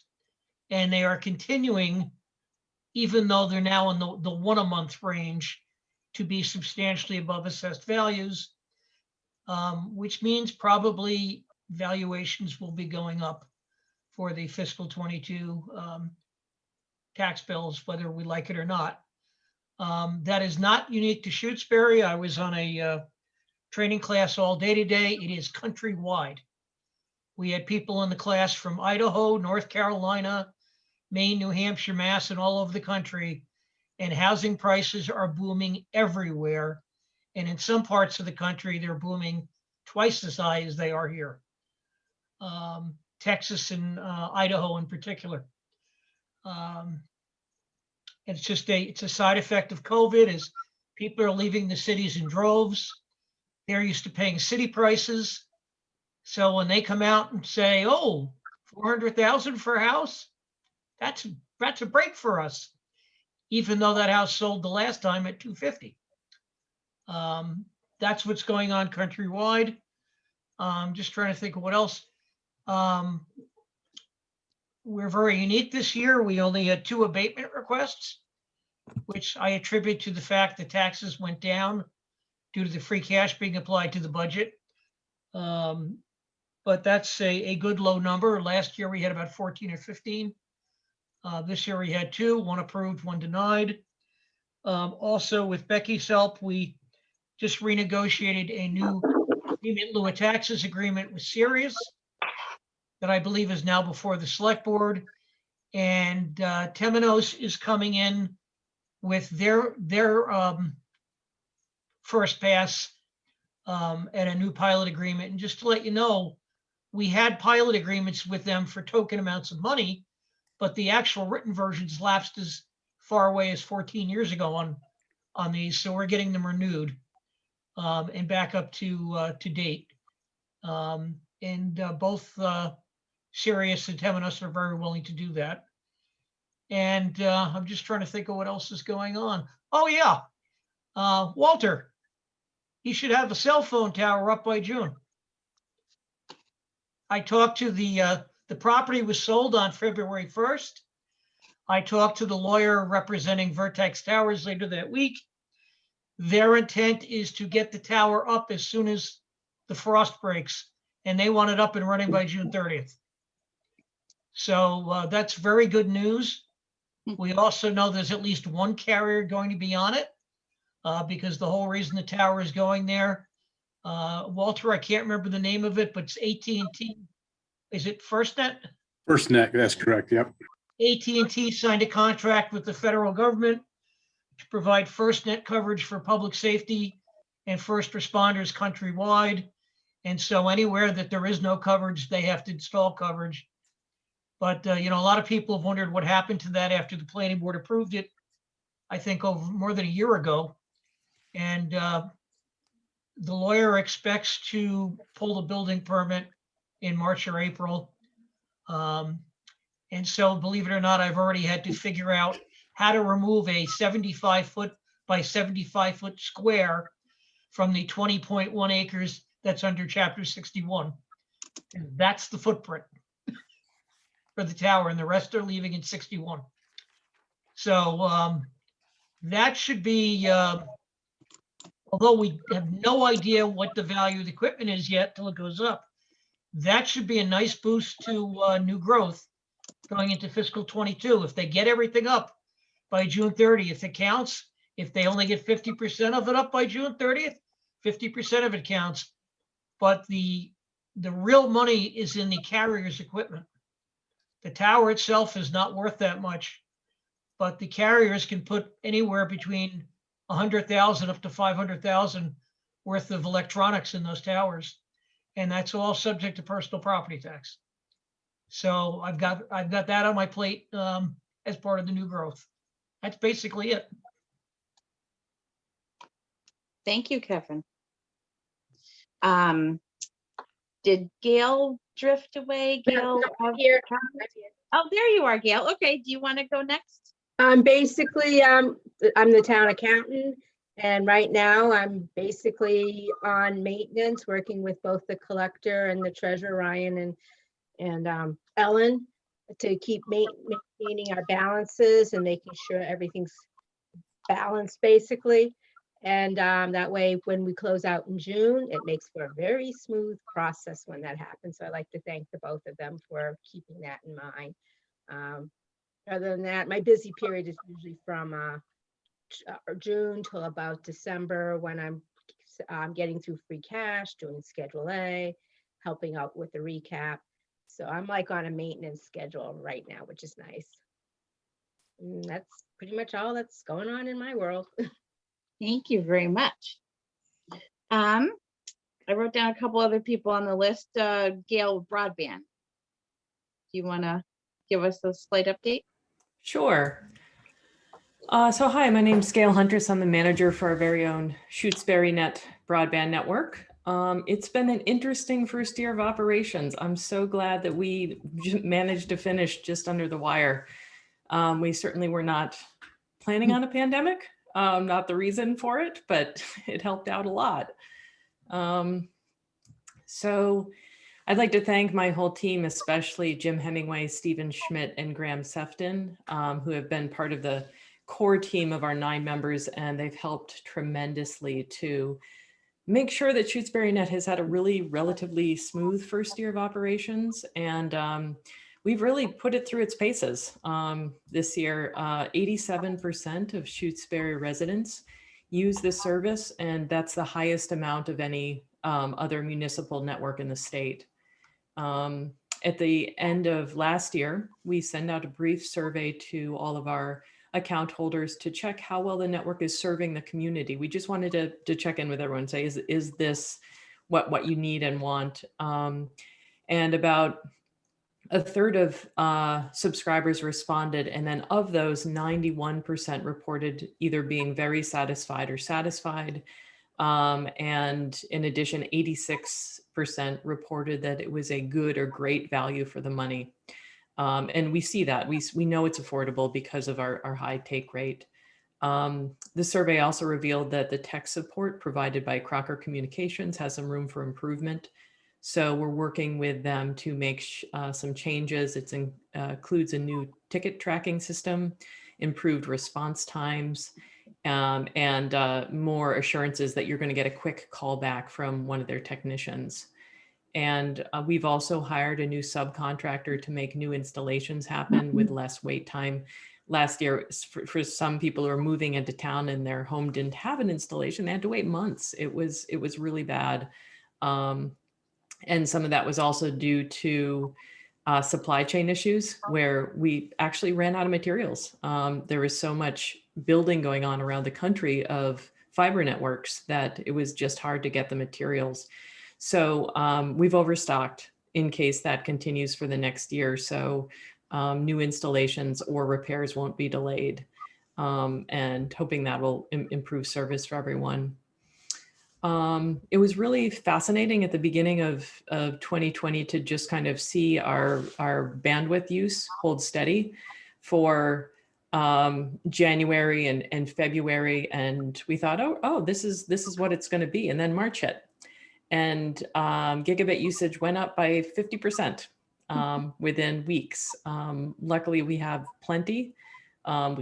We have actually 3 times more the amount of bandwidth than we need. And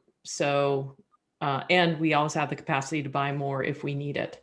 So one thing we saw at the beginning of COVID around March is some families were complaining about slowdowns when everybody was online. So I just want to make kind of a general announcement here that if you notice a slowdown in speeds in your home, it is likely due to your in-home network. There's plenty of bandwidth getting to your home, and the slowdowns happen between your devices and what's happening. So there is a full article on our website that gives all sorts of suggestions for how to fix that problem. So shutesbury.org/broadband is where you can find that on our frequently asked questions page. So I don't know if you've followed some of the stories in the news, but all over the country, towns and cities are scrambling to build municipal networks. So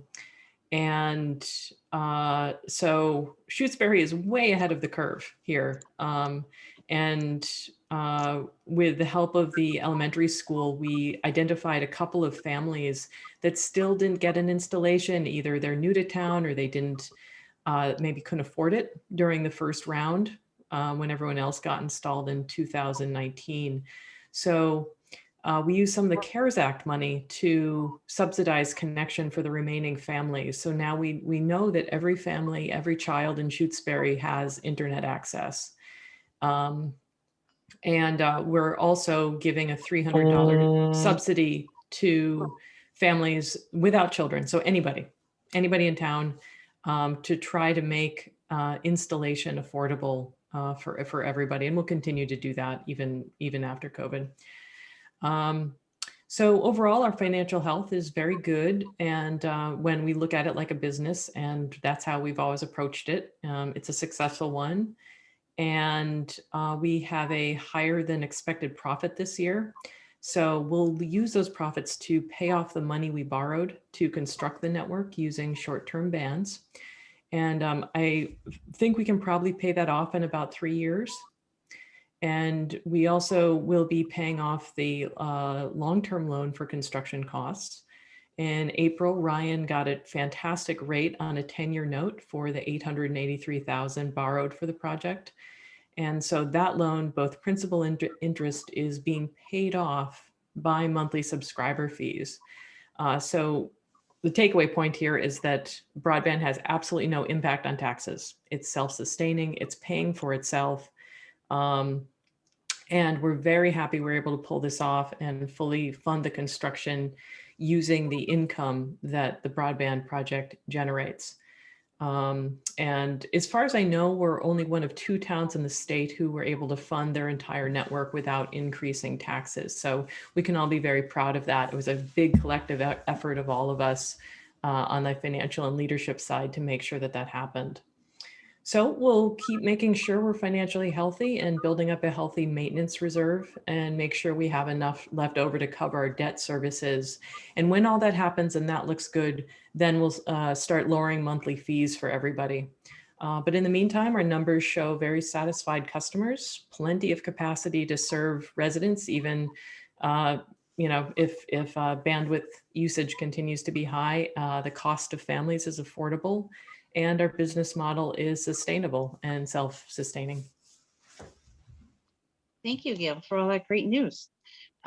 Grace, did you want to update on anything? Sure. So the street list got mailed last week. It was a little delayed this week. The annual street list was a little delayed this year, not this week, this year. Due to technical difficulties, but I fixed the technical difficulties. So those should be hitting mailboxes this week. Remember to fill it out and return it. The election was immensely successful in Shutesbury. We had 89% turnout in November.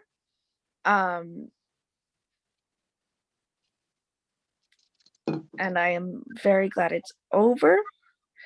And while it is over, we are also starting to get ready for the local election. Now, Secretary Galvin just released his proposal for changes to Massachusetts election laws. The COVID election law changes that took place in 2020, those expire on March 31st. So on March 31st, we go back to a system where the only way you're allowed to vote by mail is basically if you're out of town. Unless we get new legislation passed fairly soon. So Galvin's legislation, I'm still working through it, but the big differences would be it would establish early voting hours for local elections, and it would establish same-day registration. And the nice thing about what he's proposing for same-day registration is that it's basically an extension of the processes we already have. So it's basically a lot like provisional voting, except you have a chance to prove your residency before you vote instead of after you vote.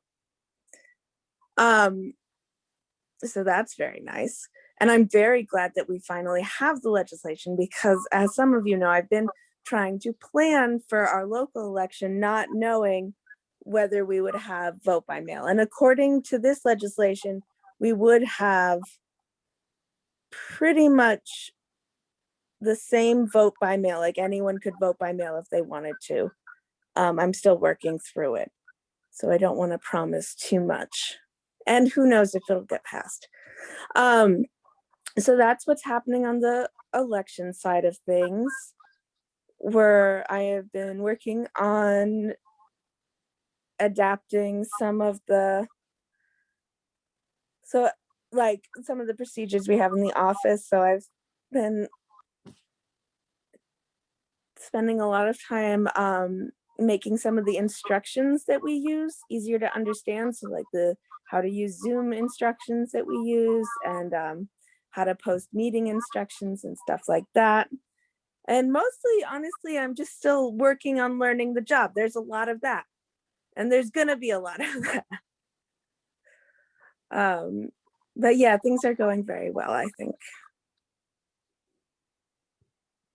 Thank you, Grace. Does anyone from the Board of Health, or Linda, do you want to do Council on Aging? Oh, Kat, go ahead, Kat, then Linda.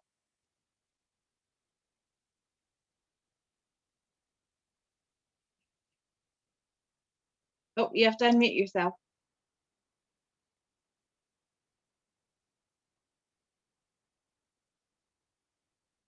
Unmute. There All right. you go.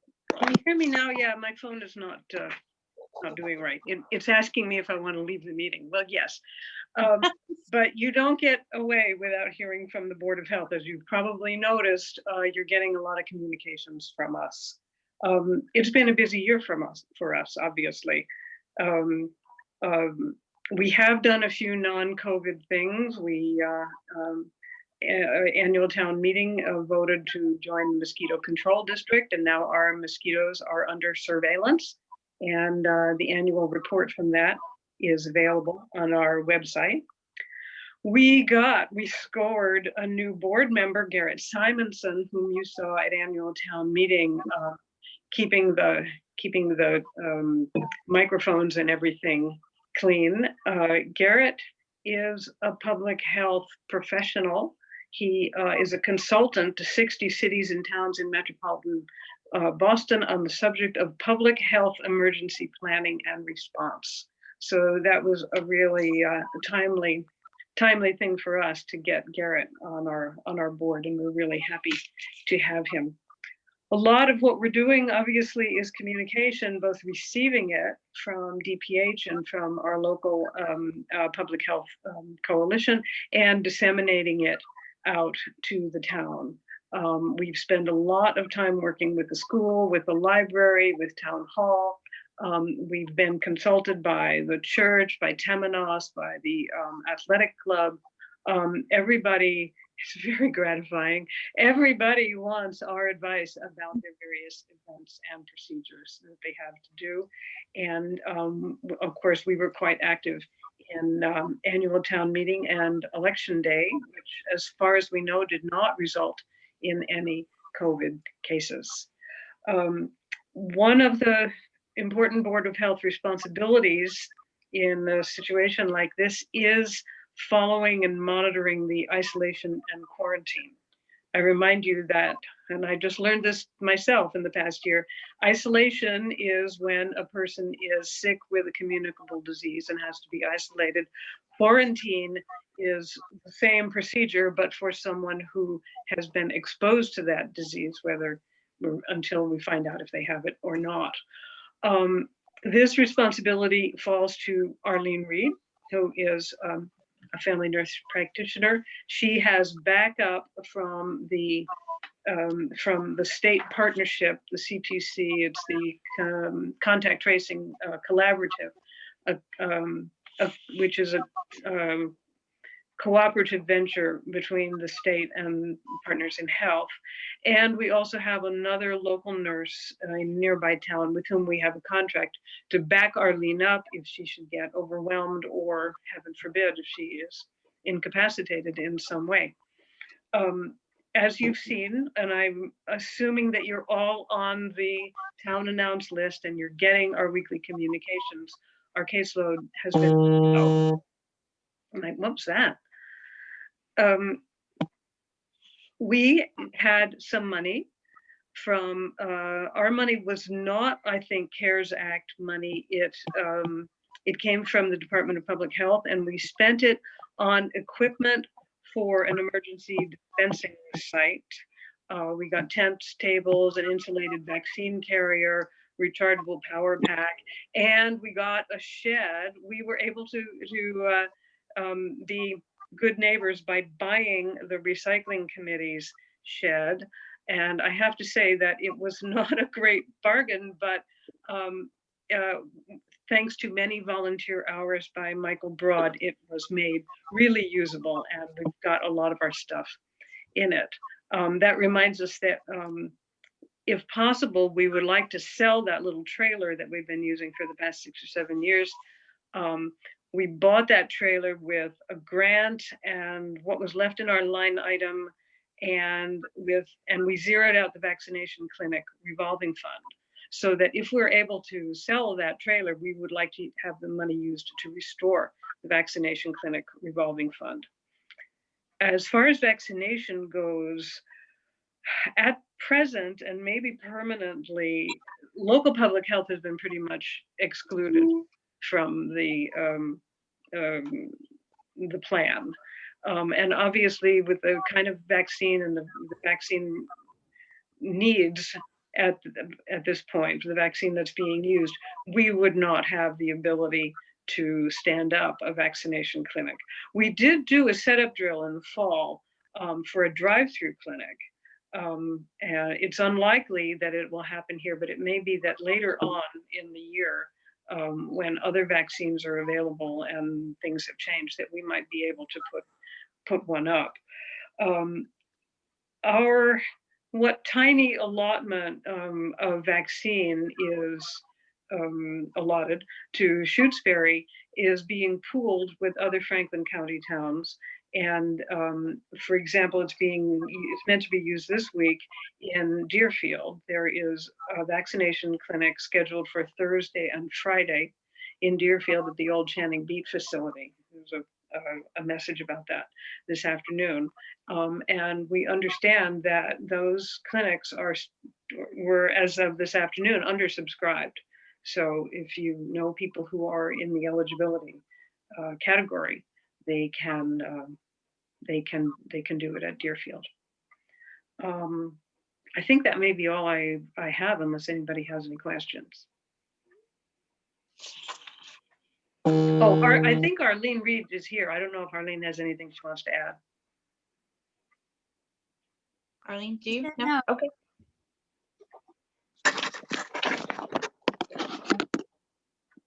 All right. Linda, did you want to give us a lowdown on COA, Council on Aging? Oh, you got to unmute yourself.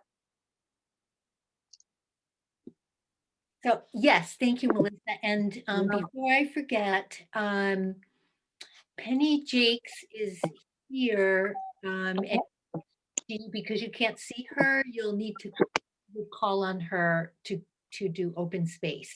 Okay, thank you. I received an email on the subject. Okay, so for the Council on Aging, as you know, has been talked about by other folks, our programs were seriously curtailed over these past many months. Our community luncheons and our mid-ride program remain on hold and will be on hold for the foreseeable future. Our in-person foot clinic, of course, has not occurred. However, once the agency that provides the nurses reopened, we were able to continue or establish an in-home foot clinic, foot care program for the current participants in our program. And the participants often will make a donation, and we could cover the additional costs using our Executive Office of Elder Affairs grant funds. And recently, we, in collaboration with Foot Care by Nurses, opened up our program to new participants.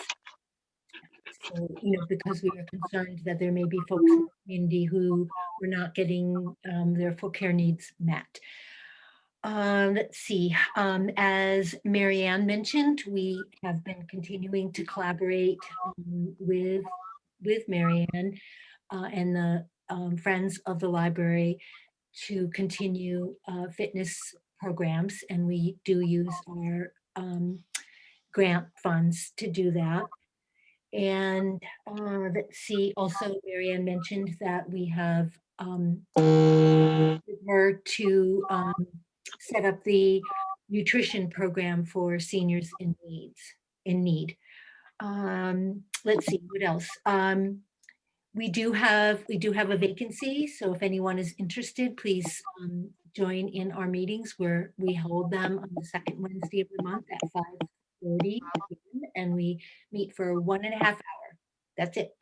I also want to recognize that because we're a small, tiny COA, we cannot assist seniors with vaccine appointments. However, we are checking our email and phone line daily so that if calls come in, we can refer to 111 line or to LifePath, our area agency on aging that is offering support for scheduling and transportation if needed, and also arrangements for folks who are homebound. And the only other thing that we are working on as we have time and availability is on the possibilities for senior housing in Shutesbury. So that's it. Thank you. Thank you very much. And Penny, open space. You still here? Nope, I think we lost her. Okay, thank you, Linda, for the reminder anyway. Okay, so how about an update from the select board? So I'm going to run through a few things I had invited earlier heading into this, that April and Rita, if I missed anything, they would jump in and toss some ideas out. So we started our fiscal year by saying goodbye to Elaine, but then welcoming Rita to our select board. And in July, we held a public police forum, and with the help of many departments on that. We've had some work done on the municipal vulnerability planning grant, and Michael D. Kiera helped us with some of that writing on that. Of course, for the past year, we've been dealing with almost the past year. One of the topics at every select board meeting has been COVID and anything related with town hall related business in that realm. We had our classification hearing with our assessors. We did renew the license with the AC Club, although it's been hard for them to function under these circumstances. And also we renewed the Clark's Auto Wrecking license. One of the more recent things we've been working on is the regional school assessment meetings. We've had 2 so far, heading into more. Unknown how many more or what that'll look like quite yet, but we're working with the school committee and FinCom with those meetings. They've been very large meetings, and I think everyone's done very well. We're heading into a discussion and select board discussion on the police chief and related topics with that. We have submitted some things to the CARES Act. So Becky has helped with some of those things. And a couple weeks ago, we did do a Zoom forum, and with the police chief and listening to the public, and had public input on that.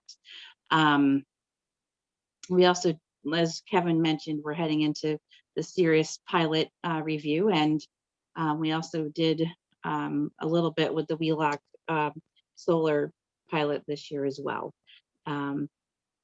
So I think that's kind of our rundown. Rita and April, did you have anything as well? Or Becky, did I miss something by chance? I think you have it covered. Okay. Becky, I think I missed something. Just one last thing that everyone might be interested in is the setting of the day for annual town meeting. Yeah. Thank you. For June 12th. Thank you.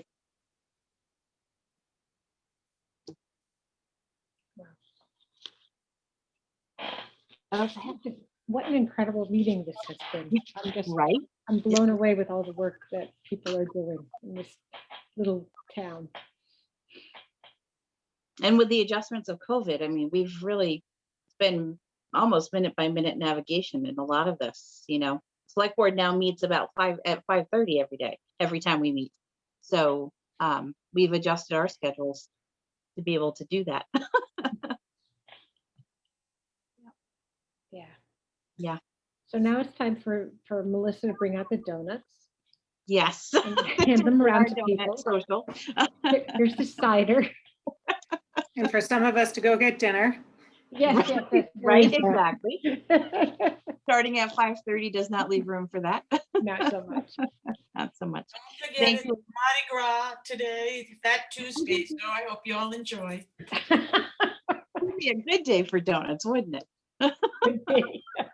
Beignets. Yes. Thank you all for coming and sharing all the work that you've done. It's very impressive. We're still getting everything done in town, even with restrictions. So kudos to everybody. Yes. Thank you. Bravo. Thank you. Thank you. Good night, everybody. Good night. Good to see everybody. Thank you. Bye. Bye. Good night. Good night, Linda. Good night. Okay.